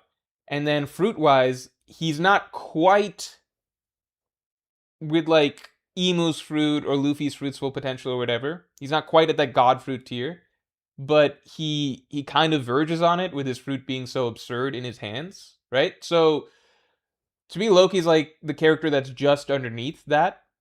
And then there's debates like, well, does that put Loki in a tier that's clearly above the old generation tier, or is he just on the upper end of it, or what does that mean? I think we need more stuff to really say.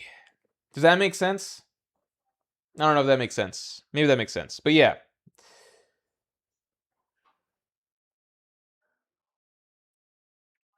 Loki's Haki is better than Luffy's, who's above Kaido's. I think Kaido's Haki was clearly above Luffy's by the end of their fight, but Luffy just big dicked him with his fruit, basically. You know? Because when they were just straight boxing towards the very end of their fight, Kaido was starting to get the one up on Luffy with in terms of Haki. But then Luffy's like, well, what if my punch was like 1,000 times bigger? And to me, Luffy got that win in the end. His Haki was close to Kaido's, but I don't think it was implied it surpassed Kaido's. Loki's Haki's, I do think is above Luffy's from what we've seen. I think for sure it's above Luffy's from what we've seen, because even if you just like look through the fight with Emu, there are points where Loki's just straight up clashing Haki to Haki with Emu, and like stopping Emu's attacks, which Luffy just blatantly can't do. So Loki's Haki is definitely above Luffy's. I lean towards it being in the old generation tier in terms of Haki, and then I feel like his fruit is almost in that god tier realm, but not quite there.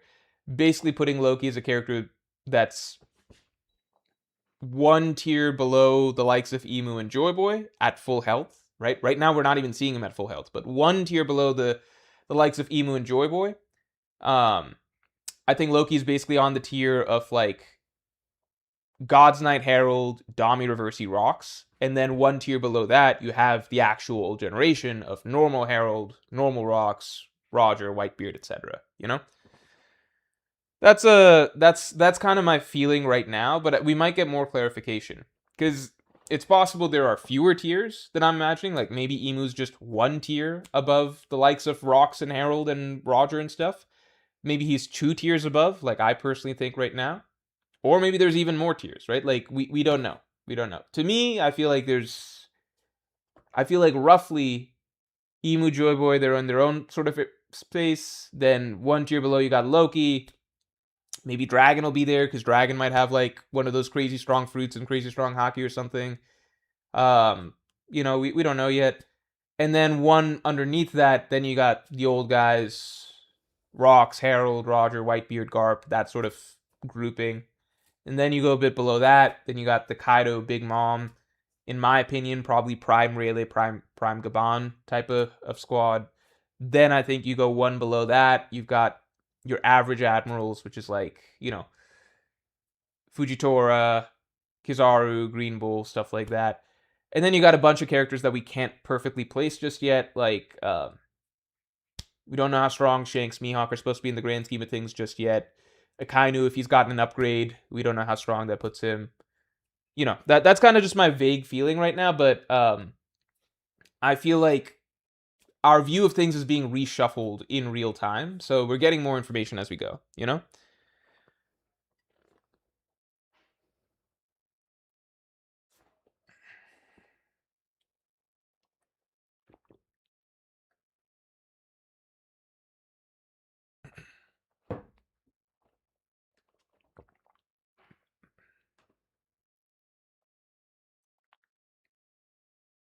Julian Reed, thanks for the 2. Lack of law hate lately. Have you been feeling well? There's just been nothing to talk about with the character because the character hasn't been around, The character hasn't been around. By the end of this arc, Zoro and Sanji are going to be both, before law debates would even, there'd either be debates about, like, why I dislike the character, or debates about him versus Zoro. That was a common one. But now it's like, by the end of this arc, Zoro and Sanji are going to be so far ahead of Law, it's like there's not even going to be discussions to be had, Tornado says Oden greater than Prime Rayleigh. I don't know, because, like, it depends. It's possible. It's so hard to place Prime Oden because it's entirely dependent on how strong you think Kaido was 20 years ago, right? So if you think Kaido was, like, the way I view it, based on what we've seen with, like, based on, one, how big Rayleigh's legend was in general. Two, the fact that Rayleigh, even while, like, far, far past his prime, is still able to hold his own against an admiral, right? Regardless of how you interpret that situation, Rayleigh definitely held his own against the admiral, right? To me, that suggests that Rayleigh in his prime was above admirals. Like, prime Rayleigh would be above admirals. That's my assumption, especially because Rayleigh it was implied he hadn't even used a sword in years or something like that. So he's, like, far, far out of practice, right? So, to me, Prime Rayleigh likely implied to be above admirals, right? So he should be in that Yonko tier. Even just reinforced by the fact that Rayleigh, through his name alone, made Blackbeard, who is currently an Emperor of the Sea, right? Even if I don't think Blackbeard's quite as strong as, like, the other Yonko, Kaido, Big Mom. I still put Blackbeard a bit below.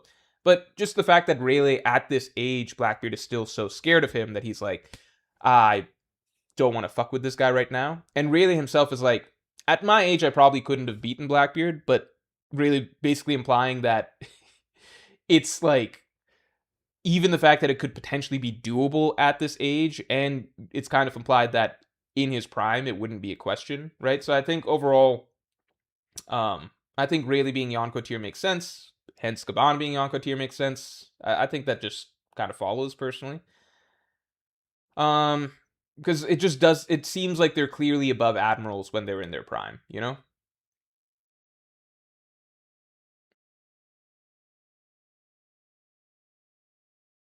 Sorry, so then that leads me back to the Oden question, right? So to me, if Rayleigh and Gabon were above admirals, like, let's say Rayleigh and Gabon were similar to the Yonko in their prime, right? If we view that, Like, I think Prime really beats Big Mom. I don't know about Kaido, but I think Prime really beats Big Mom, you know? The question is then with Oden, like, how much weaker do you think Kaido was 20 years ago, right? Oden, it seemed like he was in good position to defeat Kaido 20 years ago. Do you think Kaido was close to Yonko level then? Do you think he was Admiral level? Like, what do you think back then? That kind of dictates a bit of how strong you think Oden was. I think it's very hard to call with Oden. I don't know.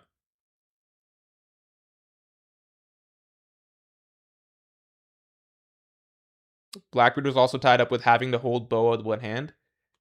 That's not tied up with that. You could literally, you could just kill her and then move on with the fight.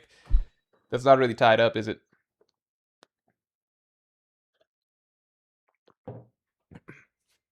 And he'd already resolved to do that. What tier are ancient weapons? Could top tiers tank a Pluton Blast? Frankly, I feel like I don't see a difference between what is the difference between whatever weapon destroyed the Lucia Kingdom versus one of Loki's Thorheims? If anything, wouldn't Loki's attack be stronger because it has Haki on it, on top of just a big explosion? I genuinely think that Loki is underrated by the community to some degree because it's just like, have you seen what he could like? The only reason he's not looking like a fucking god right now is because he had to fight literal god Imu, who's the only person I can think of right now who can just cancel out Loki's absurdly broken attacks just straight up, you know? Like, I think we're not getting to. If Oda kind of got to show us, like, Loki just nuke an island or something like that, or Loki against anybody else than Imu as his first showing, I think people would be, like, freaking out. Because, frankly, I don't know what the like, I think you could drop Loki on Marineford, and outside of this question mark of Mihawk, because we don't really know what the hell the deal is with him, I don't see what the argument. What the fuck would anyone do if Loki just decided to just like fly by nuke Marineford? What the hell would anyone do? What's stopping that from happening? Like, I sincerely think that the only reason there's even debates about Loki right now is just because Oda used the strongest character in the world as Loki's first matchup. So a lot of the stuff that Loki initially does, oops, oh shit. Let's see here. Okay. A lot of the stuff that Loki initially does, like,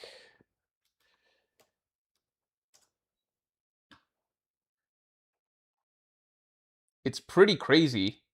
But Imu can just, like, look, like, this Thorheim, the only reason it didn't fucking destroy the Tree of Elbaf is because, or blow a big hole in it, is because Imu can just negate it. But no other characters, I guess outside of Blackbeard, can really do that. So we're not really getting to see Loki actually flex his crazy powers against somebody fairly, because he's up against the one character who can actually just, like, cancel everything out. Even this stuff, like, Imu just straight up clashing with Loki and Loki being able to hold his own is pretty crazy, but it's because it's Imu that Loki's not getting to look impressive. It's just the stuff that he's getting to do against Imu in context with the fact that it's Imu is impressive. But, you know, Arch says they would see him coming, he's huge, so I guess they all sail away in a ship. What do they do? Like, what do they do about it? If Loki just fires his Thorheim, the fuck do they do? Vista would handle it? Yeah, I guess maybe. Vista go handle Loki. All right, let's look at this list a little bit. Let's reshape some things, okay? So S tier weapons, of course, Ragnar. Like, all of these weapons are really cool and individually iconic, in my opinion. These are classic weapons in One Piece. I think I like where these are. These are classic weapons in One Piece. These are notable weapons, but I don't think they're like instant classics. You know what I mean? I think we've put things fairly. Notable weapons, but I don't think instant classics. Then I think these are weapons that we've had in the series, but don't feel particularly special in any sort of way, I guess. You know, like, either they belong to a minor character, or they're to a strong character like Napoleon or Griffin or something like that. By the way, this is what I think is really funny. Like, Napoleon is obviously a far more distinctive weapon than Griffin, right? Much more screen time, much more use, like far more uses, far more battles, etc. Much more personality, much more distinctiveness. Not a single person is arguing Napoleon to be higher, which is my entire point with Griffin, which is like, it's just because we're not going to vote weapons just because they belong to a character that people like. That's not happening, you know? There's nothing too special about Griffin, you know? And wherever you tell me to put Griffin, I'm going to put Napoleon one tier above. Let's make that the rule.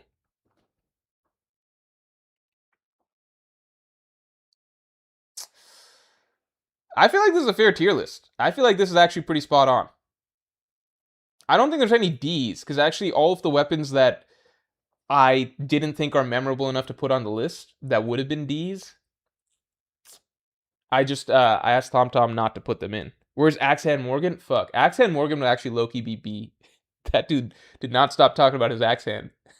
He'd be C. He'd be C.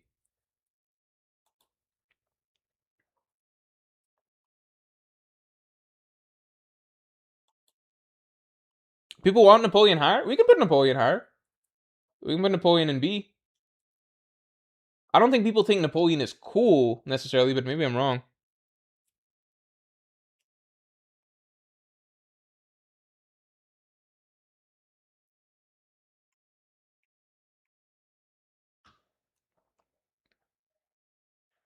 Henchme sent Sunday for 100 jewels. Thank you, appreciate it. Let's get the stream likes up to 100 real quick. Let's get the stream likes up to 100.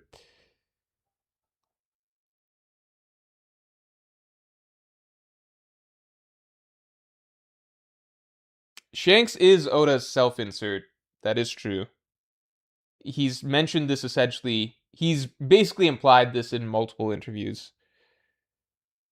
Arlong Sword. I fucking forgot about Arlong Sword. No, I think I mentioned it to TomTom and I was like, oh, it's too minor? I might be wrong. Maybe I forgot about it. If Arlong Sword was here, I think it would still be in C. Just not memorable enough that it would be any higher. You know? Like, it's memorable enough that it makes the list. I guess put it this way. Everything that made the list is memorable inherently. So I guess that's why there's no D tier. You know? There's no D tier. Everything that made the list is inherently memorable. It's just how memorable or unique is it, you know? I think this feels right to me. King's Sword isn't here either. Kirabachi, I mean, it would go in C. I think most of the things you guys are mentioning go in C, you know? Everything up here kind of clearly had a special role in the narrative or was part of, or was regularly focused on as a part of a character's moveset that was important, you know? King's Sword, there's the one moment where he kind of does that thing with his, like, the prongs of the blade pop out or whatever. Sure, maybe that'd put it in C. I don't think that'd even put it in the same tier as Sentomaru's Broadaxe for memorability, you know? I don't even know Arlong had a sword. He pulls it out briefly. Again, I think that's an example of Oda wanting to write a moment rather than wanting to, like, rather than it feeling like an organic part of the character's fighting style. Because, what do you call? Arlong, I think Oda wanted to write the moment where Luffy is holding the sword and Arlong can't move it an inch, and then Luffy breaks the sword. I think Oda wanted to write that moment because that was the moment. That's literally the moment that Luffy snaps. Because the fight is actually pretty even and back and forth for a while, but then Luffy enters Nami's room and sees all the stuff that Arlong's been doing to Nami, and then he just there's the moment where he's holding the sword. Arlong can't move it an inch, and Luffy just breaks the sword. It's literally symbolic of Luffy just snapping mentally, and then after that he just like stomps Arlong. Reject Dal goes crazy. Reject Dal I might put in B or A. I don't know. No, Reject Dal I'll put in B. It's not as on the level of Usopp's slingshot and stuff like that. Let's get to the top tier. Let's focus on the top tier. Burn Bazooka, I think that might be C. Yeah, these are like one and dones, right? Like they show up for an arc. That's pretty much it. One and dones. This is basically the tier for like they're kind of memorable, or they only showed up for one arc but aren't really that memorable or impactful, or there's stuff that is memorable but is lame, like Nami's climb attack. Prophet Glutton, thanks for the 5. Zor vs. Sommers, who will win? Emu's Haki or Odin's Haki? The Great Battle of the Leeches. Will Odin's Haki Sama save the day once again for Zoro? Oh my god. Can't believe I started reading that thinking you were being genuine with that. That was funny. Shamrock and Garling Sword Morge. We're not including every character who has a sword. But I mean, at this point we should have Venus Juro on here. We're not including every sword in the series. Then there's too many. Sanji's shoes, King's punch, Luffy sandals.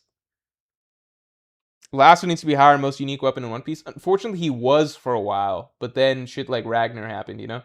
Okay, so at the top tier.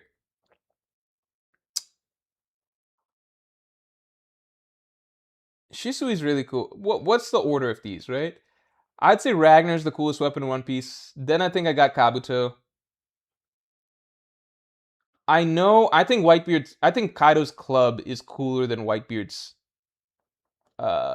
spear. Kaido just did a lot of he clubbed a lot of people with this club. He was on a rampage with that club. I wish the club was revealed to be special or something, or like have a name or something. Does it have a name? Frankie's nunchuck pillars would be good. That's funny. Vista sword? Oh yeah, it's the only swords that are equal to the world's strongest sword. Law's sword? No, fuck no. We're not getting into every character's sword. Now that's a good way to trigger me on a Law rant. Law is the most inept swordsman in One Piece, relative to his standing in strength. Because he's carried by his fucking fruit. No, you're putting Kabuto over Shisui? That's insane. Kabuto's fucking awesome. This should not be a hot take whatsoever. Kabuto's fucking awesome. Usopp setting fire to the world government flag and pulling this shit out. Kabuto is like, it's not just a, it's not just a really cool weapon visually. Shisui, at the end of the day, it's another fucking sword, okay? Yes, swords in One Piece are cool. At the end of the day, it's another fucking sword. There are 50 million swords in One Piece, right? Oh my god, it's fucking black. Fucking mind-blowing, right? Never seen a black sword in fiction.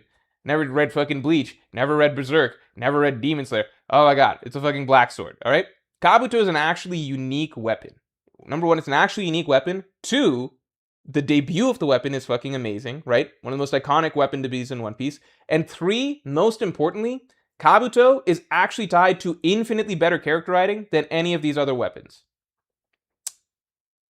The writing around Usopp and Enies Lobby is by far the best character writing a Straw Hat has ever had outside of their origin arc, and it's not remotely close. And Kabuto and the Sogeking mask are essentially the symbols of Usopp stepping forward as a character and the evolution of his character. There's no... The only reason he's losing to fucking Ragnar is because Ragnar is it's like a whole character essentially on its own, and it does a million things. It's too cool to not ultimately acknowledge. But yeah. Kaido's weapon is named Hasaikai. Okay, alright, so it does have a name. It does have a name.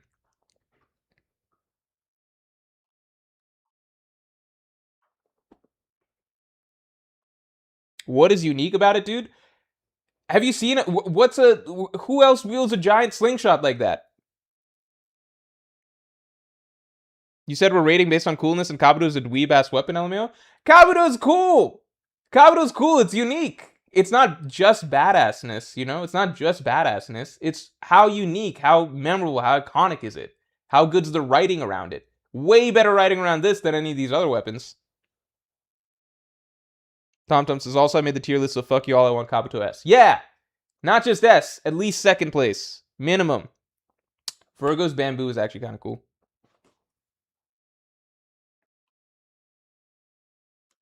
These are like ultimately these are all just swords. These are all just fucking swords. Like standard ass swords that are colored a bit differently or have slightly different hilts or bends to the sword, right? This is an actually unique, cool weapon, right? Same reason that Whitebeard's spear or whatever the fuck you want to call it is up here. It's actually unique in the world of One Piece.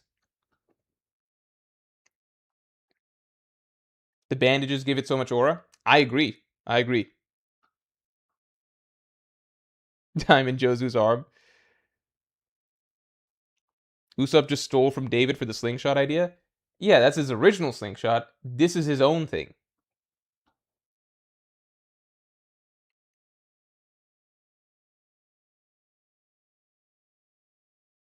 Off the character attached to it? No, because in this case, the weapon is attached to the writing. Does that make sense? Like, Shanks' weapon, it's only cool because Shanks has it, right? There's a story to Usopp upgrading from this to this, you know?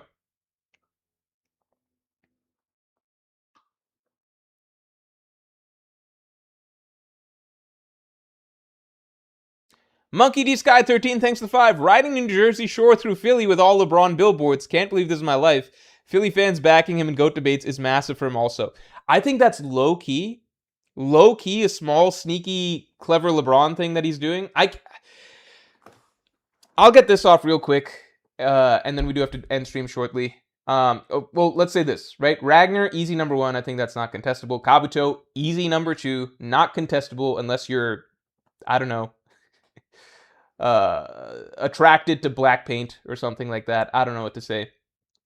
Kabuto, easy number 2. Then we got.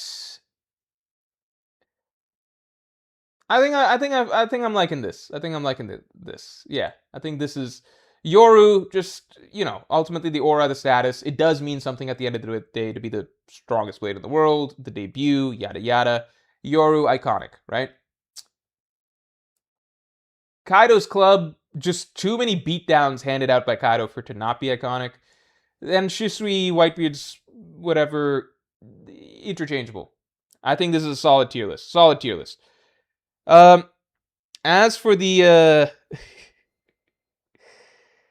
Yoru's cooler than Kabuto, but that's just me. I mean, it's cooler, like cool points, I guess. But in terms of just unique, memorable weapons, it's got to be Kabuto. You know, like you put all these weapons side by side, Kabuto stands out. Yoru just looks like other swords, basically, like with its own special twist, but it is what it is. It's a sword in a sea of swords, you know.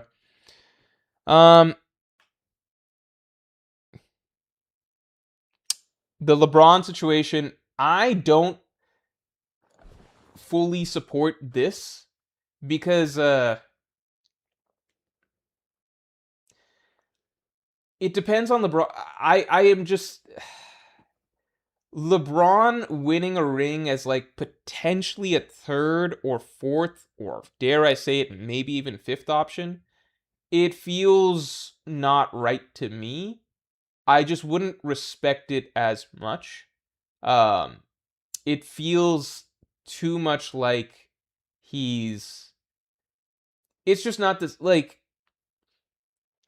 I would need to see the manner in which it's won and kind of what LeBron does over the course of, like, if they win the ring, what LeBron does over the course of it. But this is starting to feel kind of like true chasing, like true chasing, where it's like with LA with the Lakers, LeBron was the number 1 option, right? Then they brought in Luka, and then LeBron was kind of the number 2 option. People said Reeves was the number 2 option. That might have been true like on paper and in a lot of regular season games, but come the playoffs, Reeves is not a fucking second option. LeBron, if anything, was forced to be the first option this playoffs, despite Reeves being there, right? We all knew, I think, in the back of our heads that at the end of the day, if the Lakers make a deep playoff run, it's going to be on the back of Luka LeBron as a duo, right? With Luka leading the charge, but LeBron being, the steady hand who can kind of right the ship at points, whatever, right? I think that would have been cool to see, right?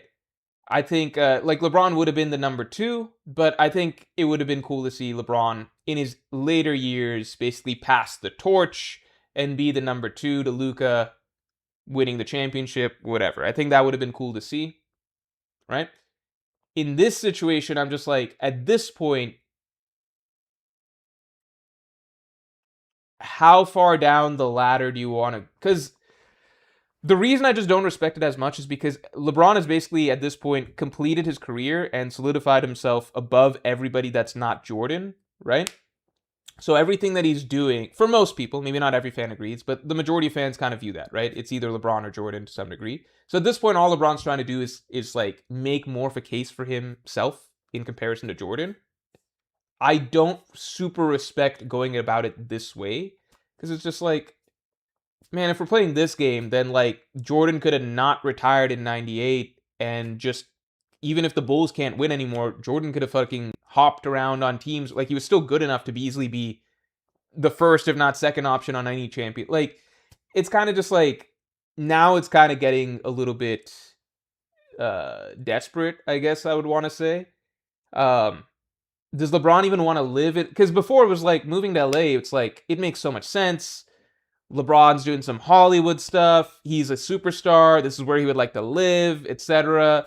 It's a good place where he could win a championship, but it's not like an easy championship. He's taking a lot of pressure on himself moving to LA. I respected a lot that move, right?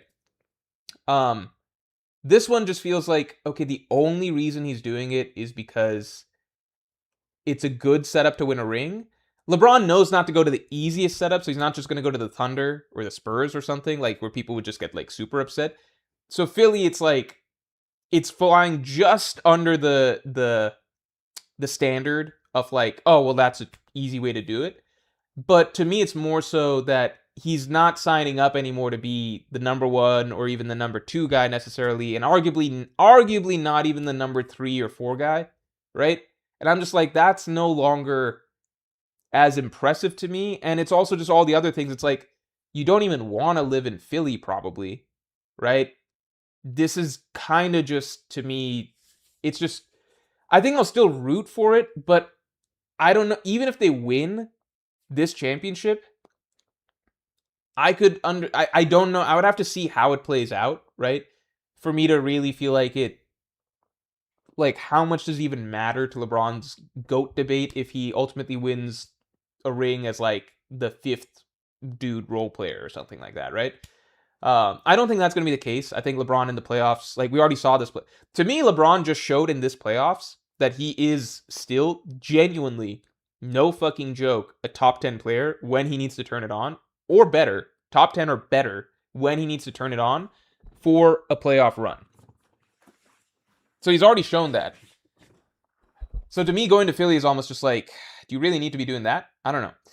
Now, the going to multiple franchises thing, that is brilliant, because the more franchises that you can go to that like you solidify a reputation with, you're just building more of a, like, going to LA was so smart, because LA used to actually be, aside from winning the ring, right?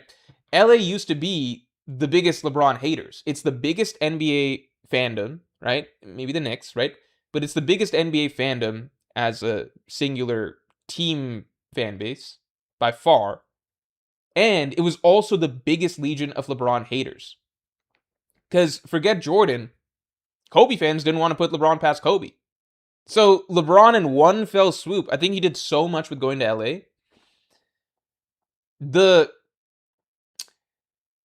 How do I say this? The Cleveland ring obviously means the most to his legacy, but in terms of like overall shifting support to push him firmly into the, okay, just him and Jordan conversation, the LA ring was the biggest, because it just was 2 birds with 1 stone, right? You move to LA and you are now building yourself. You're now immediately gaining a huge fan base that will support you more, even in GOAT debates and everything. And you are to some degree killing off the previous biggest anti-fan base that you had that was always pitting Kobe against you, right? Obviously, most LA fans still prefer Kobe to LeBron, but now it's not like vitriolic hatred where they're shitting on LeBron for everything, for the most part, you know, at least like true Lakers fans, right? They appreciate, like, they've witnessed LeBron winning them a ring, they've seen how good he is, they know his value, yada yada. It did so much, and obviously you get the 4th ring in the process, 4th Finals MVP, most Finals MVP after Jordan, etc. Like, I think that was brilliant marketing wise, and now doing it again with the Sixers is brilliant. Sixers also storied NBA franchise, been waiting on a ring for a long while. The difference is the Sixers are very.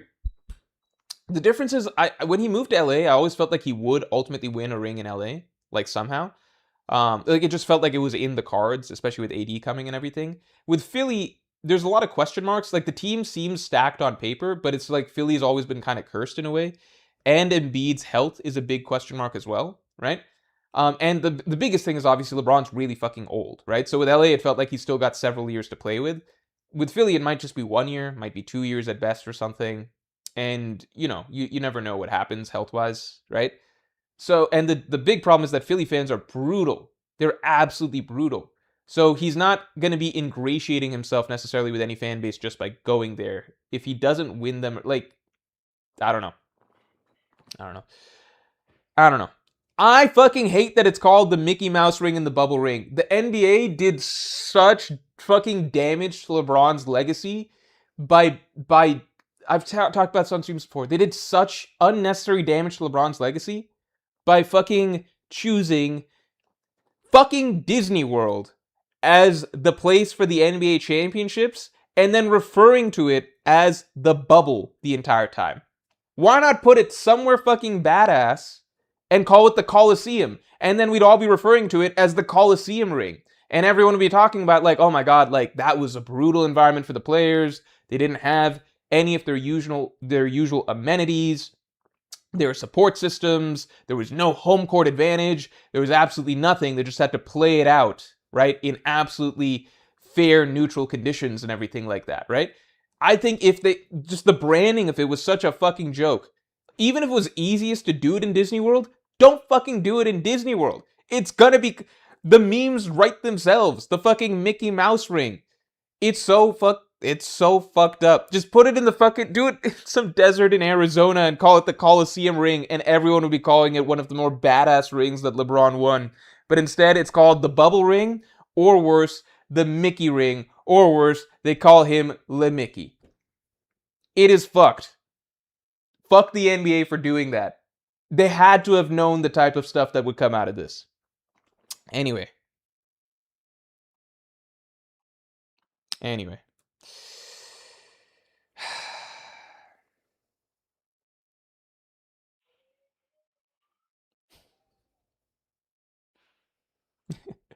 Isa says, oh, so you need to manipulate speech to bolster his legacy?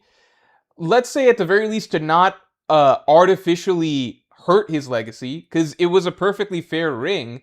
It's just being brought down again by language, with people basically treating it like it's not a real ring because of language like the bubble ring, the Mickey Mouse ring, etc., right? So maybe I'm going a bit too far when I'm saying that, oh, they should call it badass, something badass like the Coliseum ring or something, but like, at least just call it a normal ring. I'm not trying to artificially bolster his legacy. I'm just saying, like, don't artificially detract from it by using this anti-LeBron propaganda of being like, oh, well, it was in Disney World, therefore it's a Mickey Mouse ring. It's like, it just happened to be in Disney World. It didn't have anything to do with Disney World itself. And also, it wasn't like they were living in a literal bubble. This wasn't some bubble boy, like, softball Nerf ring. Every player that actually was in that championship, that was actually playing in that playoffs, has said that it was a more difficult environment for them than normal. So I think it's fucked up. Like, we don't have to call it a harder ring to win than usual. That's fine. But don't call it an easier ring to win, because that's not true either. I don't know.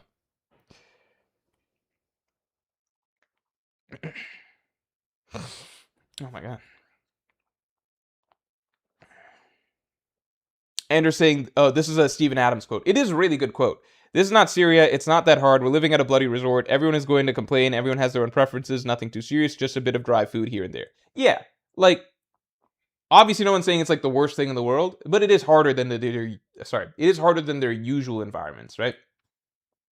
It was funny because, like, people were pointing this out at the time, which is like, so many NBA players talk about how rough their life was coming up, how they had to grow up in the hood, yada yada. But then as soon as they're away from their, cushy lifestyle for a minute, they're like, we don't want to play basketball anymore. Isaac says, the fact that you think LA likes LeBron is wild because it's so untrue. Let me clarify.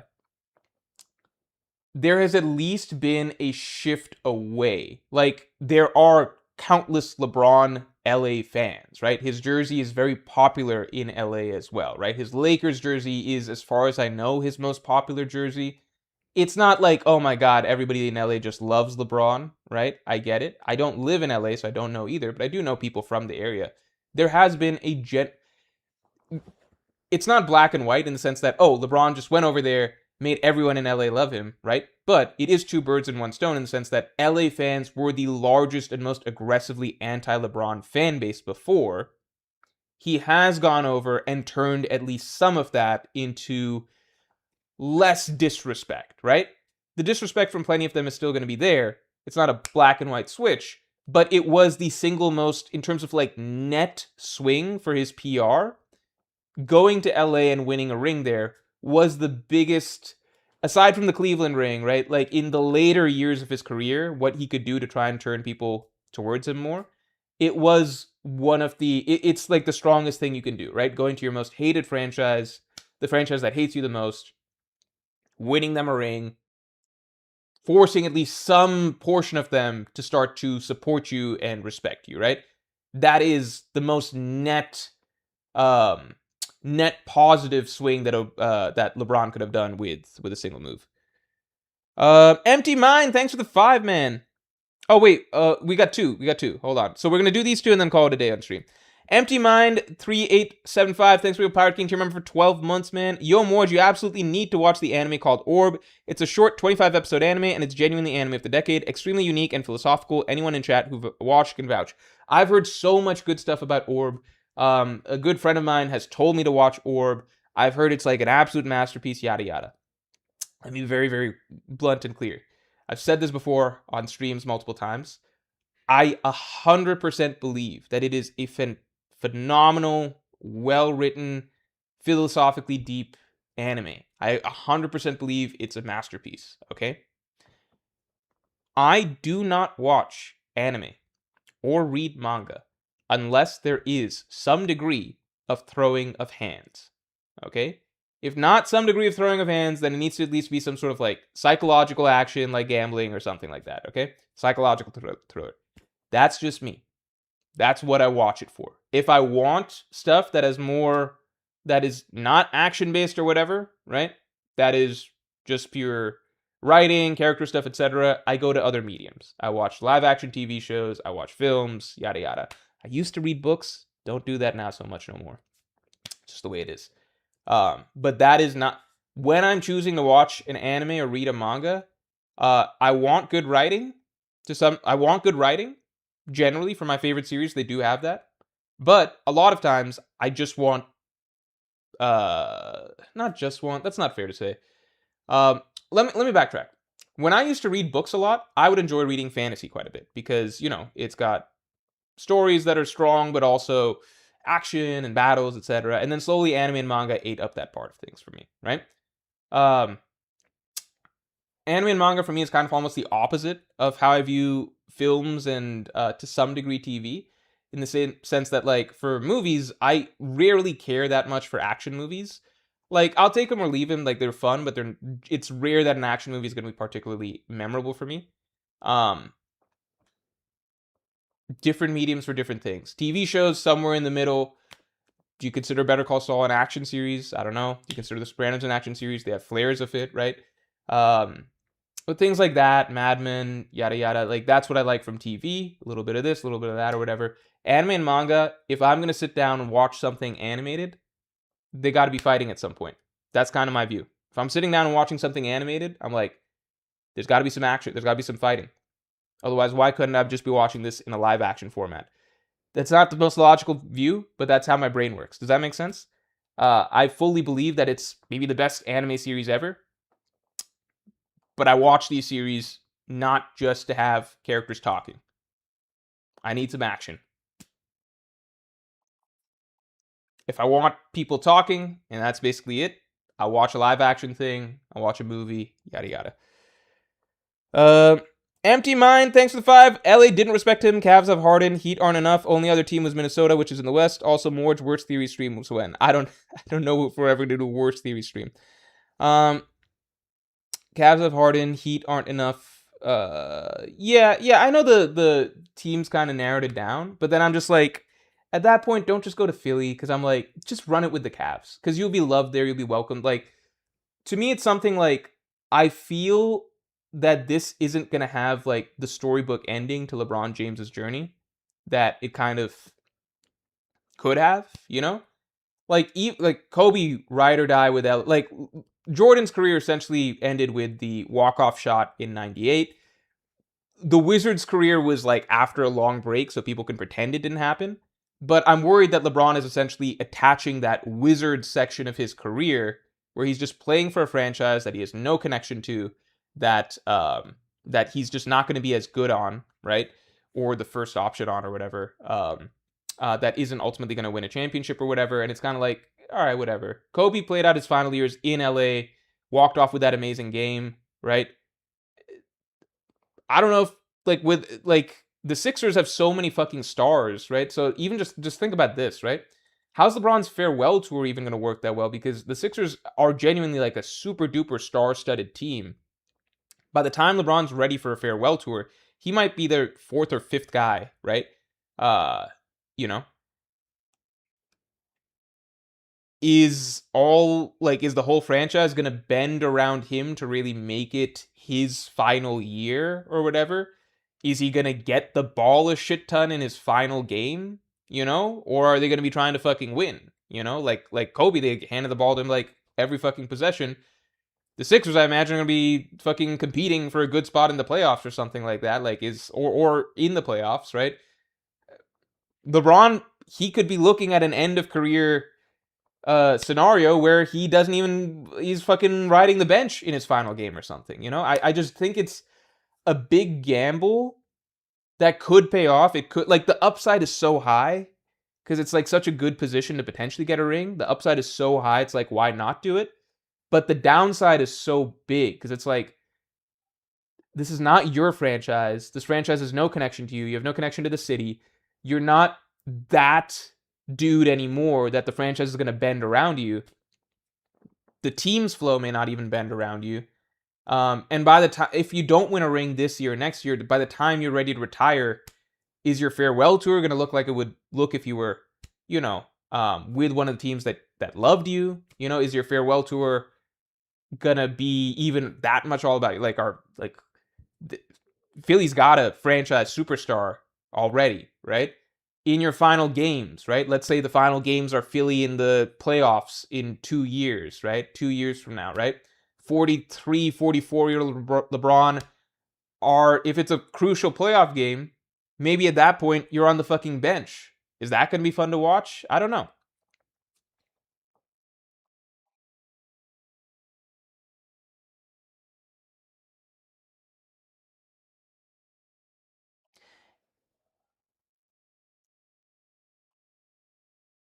Cavs don't have enough of a championship. That is the only reason he wants to play, though. That's what he said in his tweet.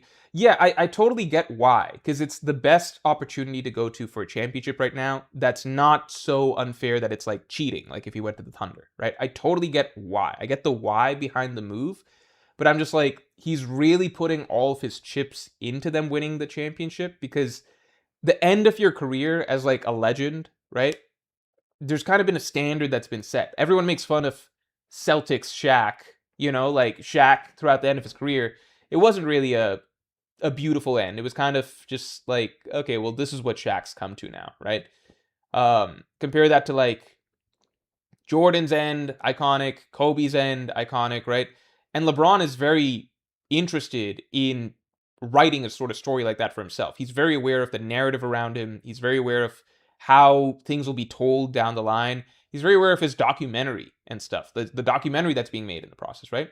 So LeBron is essentially, he had two roads. He could go back to a place that loves him, like the Cavs or the Heat, where he probably, he's still got a shot at win. I still think if he went to the Cavs, they'd have a shot at winning the chip.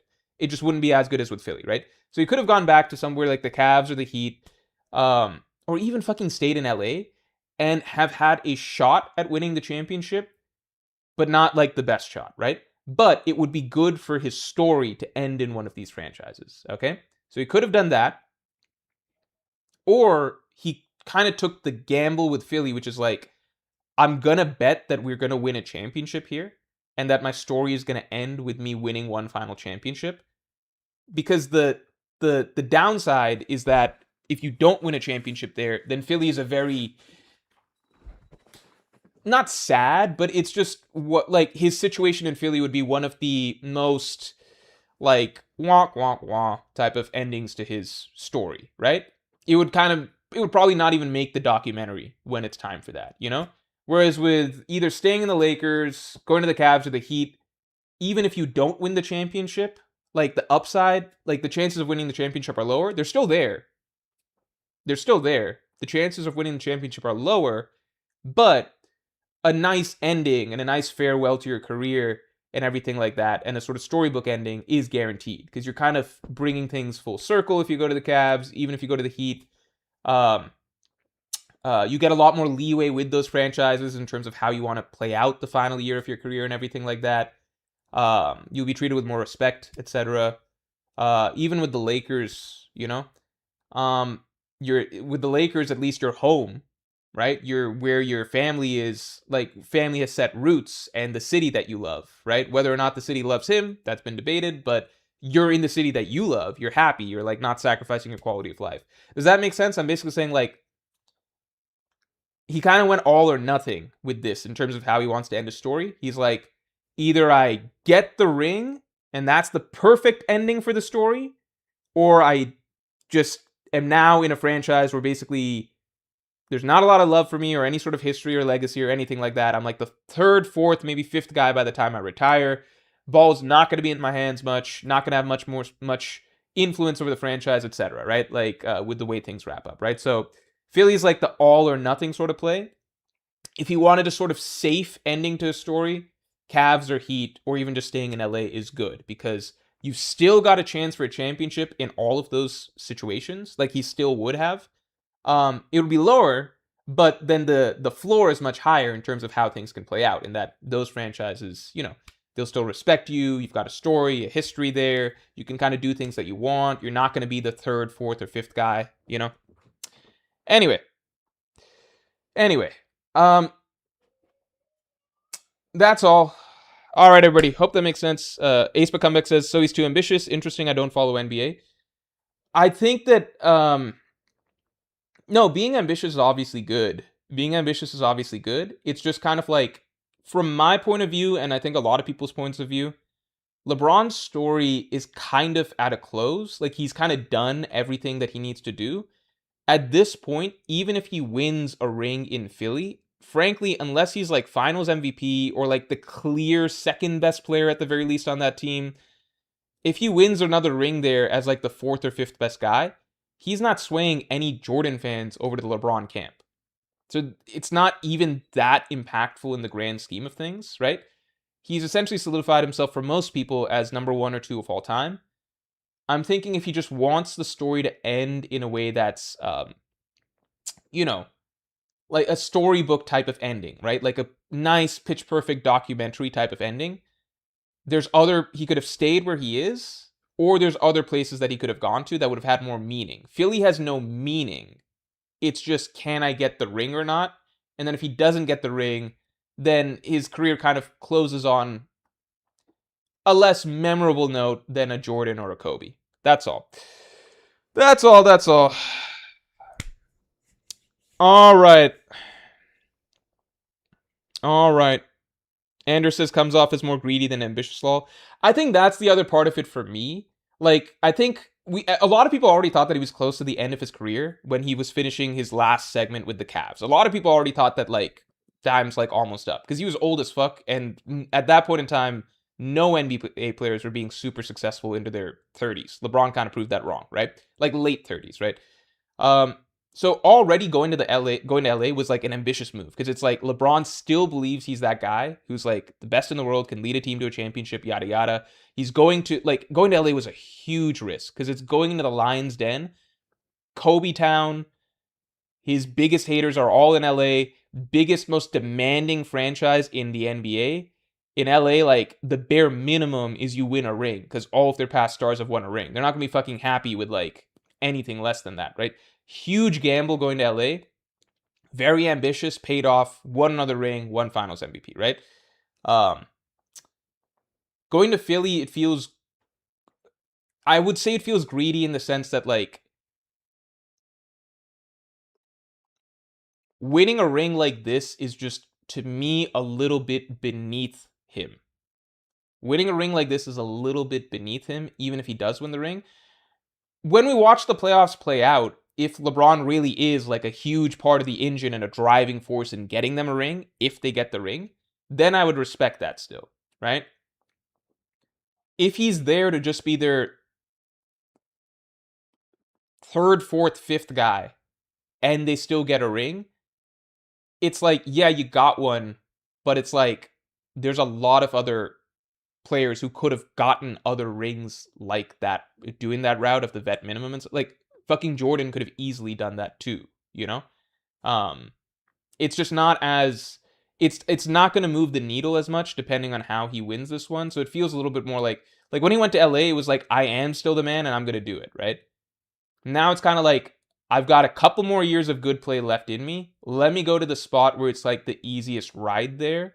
That's not going to be viewed as unfair by other people. So I don't respect it as much. Again, let's watch how he actually plays, because maybe he's going to be more, especially in the playoffs, he might be more a big part if they're winning than I'm giving him credit for right now. But yeah. All right. It's low-hanging fruit. It's winning a championship is never low-hanging fruit. Well, unless you're Kevin Durant to the Warriors, right? Winning a championship is never a done deal. But jumping onto a team, at least when Kevin Durant jumped onto the Warriors, there's no at least, that was just shitty. But at least when LeBron went to Miami, right? That was very controversial at the time. He was still signing up to be the man, right? Like he was giving himself the best supporting cast possible, but he was still going to be the guy, right? This is different in that he's signing up to be the supporting cast on what appears to be one of the easier routes to getting a championship. Nothing's a guarantee. I don't even know if it's hard to say who the favorites are for next year, right? But he's signing on to be the supporting cast on a team that is very, very well positioned to win. So in that sense, to me, for a player like LeBron, that is low-hanging fruit by his standards, the caliber of player that he is. Like I just spent a long time defending his bubble ring, etc., like the 2020 Mickey Mouse ring, yada yada. In that same vein, I am not going to give him as much credit if he wins as the fourth or fifth man on the Phillies team. That's not going to swing the needle for me much in the LeBron-Jordan debate. I might not even mention that if it comes up, It's like technically has 5 rings, but like that's the last one, how much of a part of that were you really, Like this is kind of a move that someone like Charles Barkley would make sense doing, where it's like, okay, you didn't win a ring your whole career, get on a team, get that last ring if you can as a supporting player, This is not this, I just don't view that as like a LeBron thing to me. Tony Godna says LeBron is 42. How long does he need to be the first option? But that's kind of the point, right? Which is like if you're contending for best player of all time, like just retire then, retire or go play for a team that you actually want to play for or something like that, right? Because we know the aim of it is basically to push himself as like the best player ever. He wants to surpass Jordan in the GOAT debate, right? So if you're at a point where you no longer can do that for a team as even a first or second option, or maybe not even a third option, then you're not really proving anything by continuing to play on, winning another ring. Like no one's saying that LeBron needs to continue being the first option. No one's saying he needs to even keep playing. But it's just like, if you want to keep putting points in your favor in the GOAT debate, yeah, you should do it as the first or second option. We don't go around talking about what's his fucking name? Robert Horry or whatever, right? Like, it's not just the number of rings that you win, All right.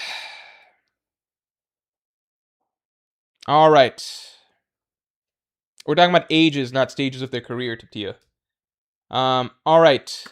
Or sorry, we're talking about stages of their career, not ages, Taptia, right? So relative to his fall off, relative to where he is as a player right now, right? This is a Charles Barkley type move. Anders says KD has gone on record saying that joining the 73-9 Warriors only happened because LeBron teamed up to form the Heatles super team law. Yeah, I think Kevin Durant, because I know LeBron joining that Heat team was like super controversial, obviously, when it happened. I think Kevin Durant joining the Warriors, Kevin Durant didn't realize that like it's a full step further than what LeBron did, and it retroactively has actually helped LeBron. I know people say like it fucked LeBron over that like he had to go up against the KD Warriors for a while, but KD doing that retroactively makes people look back on the whole Miami LeBron thing, Heat thing, less um like KD essentially became the poster child for like, oh, I just want to create super teams to win, right? People still say that about LeBron, but what LeBron did has now sort of become more commonplace. Like now it's very common for players to hop around and form super teams together, like team up, etc. Or at least throughout the the last 10 years or so, it became pretty common for players to try and be like, hey, you want to play with me over here, yada yada. That became more of a thing. And now kind of like KD set the standard of where it's like, okay, this is too far. Nobody accepts it when it goes this far. And it's sort of like he pushed the needle. It's kind of like the Overton window. KD pushed it so far that now people still make a like critics still make a big deal of LeBron's Heat super team move or whatever. But there've now been so many Heat-esque teams that have happened since then that it sort of like softens it.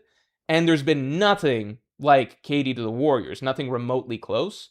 So now that's like the whole standard has just shifted so much that now KD essentially is like the poster child for that. And LeBron's Heat move, while very bad for the time, is now more commonplace. It's more normalized nowadays, you know? All right.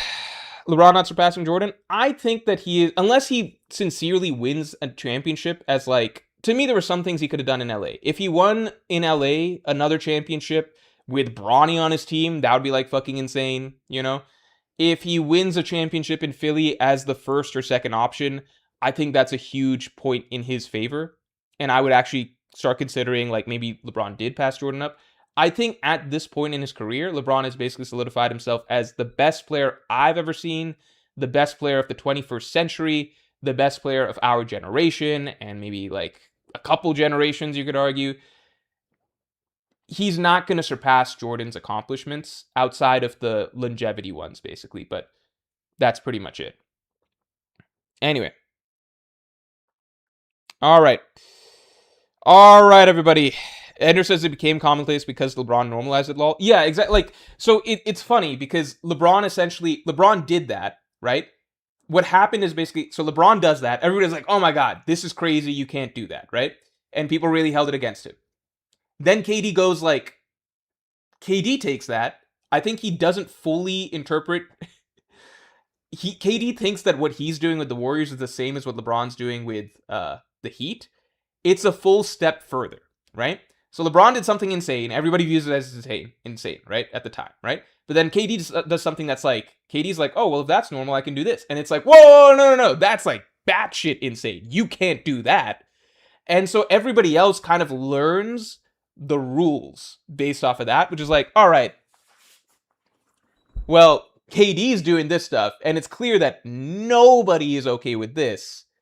But now the door's kind of open, like, to just keep doing the stuff LeBron did. And so now it's like, the next year is like Russ, Paul George, and Melo are all teaming up over there. Like it just started to happen more. Like Kyrie, Harden, KD, Nets, like players were just more people's.